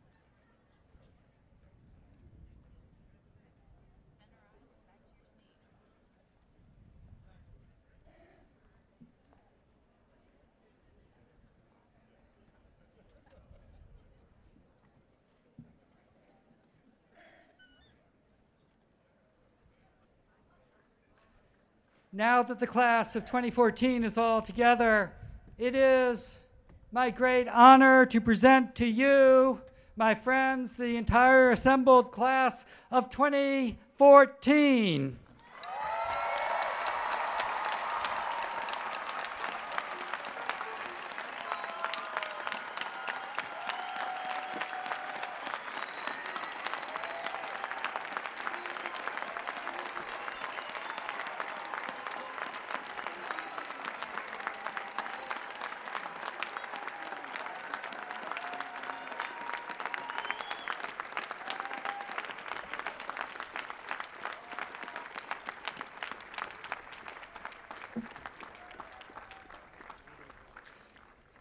Parents of the class of 2014, you have now officially spawned a graduated child.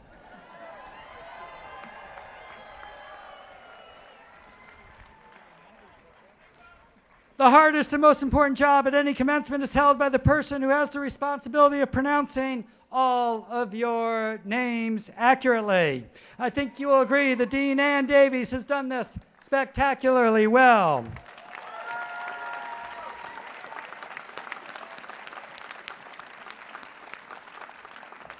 I wonder if the graduating class of 2014 will take a moment and look around you and, if possible, find your family. As much as this day is about you, you would not have gotten to this point were it not for them. I hope you will join me in taking a moment to thank your family and friends.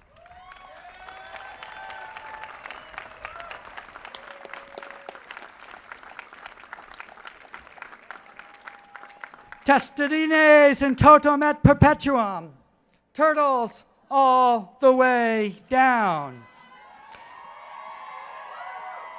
But you are here also as beneficiaries of generations of past students, parents, and friends of the college. The resources the college employs to help make this education possible are the direct result of thousands of generous supporters who believe that access to a school like this matters. Without them, there would not be a graduating class of 2014 that looks or feels anything like you, and that would be a crime.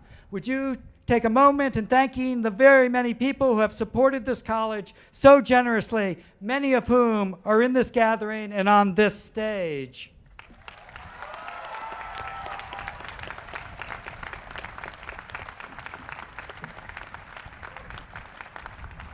Testudines in totum et perpetuum.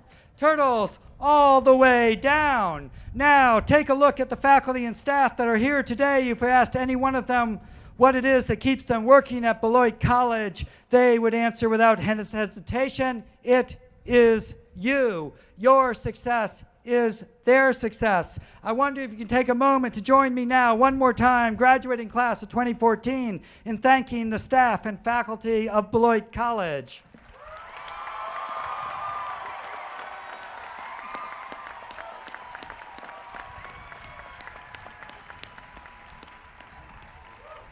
Testudines in totum et perpetuum. Turtles all the way down.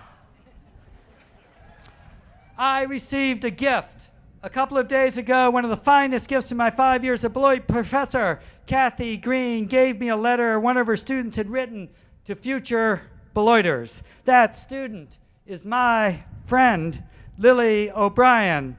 Let my sharing of Lily's letter be my parting gift to you today. To the underclassmen of Beloit College, Lily writes, thinking about the 10 days I have left at Beloit College is making me more emotional than I care to admit. I was one of those people who would throw around phrases like, I can't wait to get out of here. I'm so done with Beloit, without thinking about what I really meant. What I meant to say was, I can't wait to be done writing papers and taking tests. I can't wait to be away from the people who have hurt me, but Beloit is actually one of the greatest places on earth. Sure, it's easy to get caught up in the Beloit bubble and forget about the real world, but at the same time, what a privilege, because you know what? The real world is scary and it can suck. and I'm not even a part of it yet. When asked in the past what it means to be a Beloiter or a student of the liberal arts, I would spit out words like analytical, smart, passionate, engaged, open-minded. Now, I think of words that truly define Beloiter. The wall, whack, buck yeah, Jalonia, bell run, spring day, study snacks, the terrarium, senior gala, and turtles all the way down. As for the definition of a student of the liberal arts, all I can say is that I do not know how I will talk to people who did not attend liberal arts schools when I graduate about topics such as what it means to be happy or conscious, or how racism, sexism, and prejudices of all kinds still exist in the world and need to be addressed. So as I write this letter while listening to the song, I Hate This Part by the Pussycat Dolls, I want to stress how important Beloit can be in your life. Don't get me wrong, it's a weird school. People wear capes and fight each other with plastic swords. I got to see Bissa's LARPing once. I went through some problems my junior year, and as a Bostonian, all I wanted to do was stay home for the rest of my life, but somehow this little school made me come back, and it's the best decision I've ever made. I can't imagine my life without Beloit and everything and everyone it has brought into my life. So my advice to you is to get out of your rooms or out of your special interest houses, comfy lounge, and go see what Beloit has to offer you. Go to a football game, go to a dance or a theater performance, go to a recruitment event, go to the party at the wall, go to Sea House, go to the Lapsy, go to any 11 p.m. to 2 a.m. party on the weekend. Go to any lecture given by any visiting professor like Kevin Young or Weisberg Chair or literally anyone who is talking about something on campus, because I promise you it will be important. Just get out of the place where you are most comfortable and throw yourself into something that is scary or foreign as hell, because I promise you it will be worth it. And most importantly, my advice to you is to be a little selfish during this time. Take advantage of these 4 years to become the person you want to be. Use all the resources that Beloit gives you in order to do so. Good luck, little turtles. If you take my advice, I promise you, you won't regret it. Turtles, all the way down. Lily O'Brien.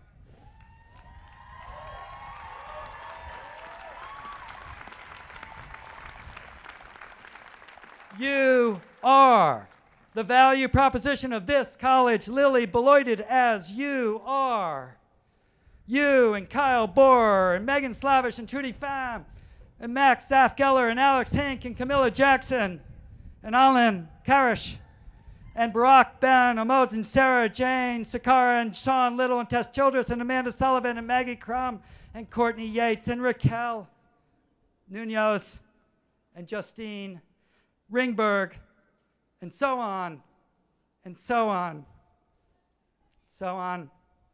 Aaron Chapin, the college's first president, said of the early alumni of this college something that I and future presidents will be able to say about you. Alma mater looks fondly on your faces. Her heart swells with worthy pride as she reviews the lives you have been living since you went out from her charge.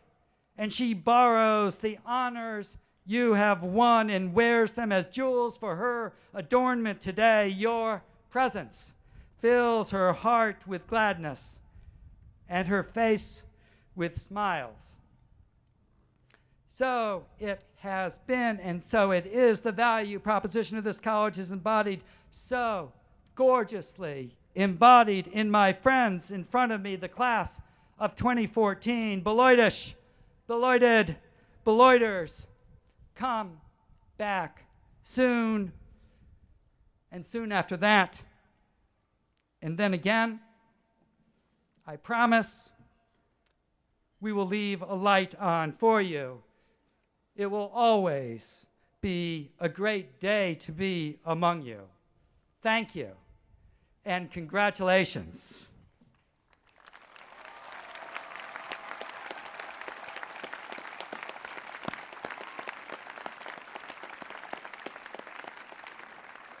I invite this class to stand and participate in one last Beloit tradition. The faculty and staff will follow the platform party out in the recessional. They will then create one last gauntlet through which you must pass.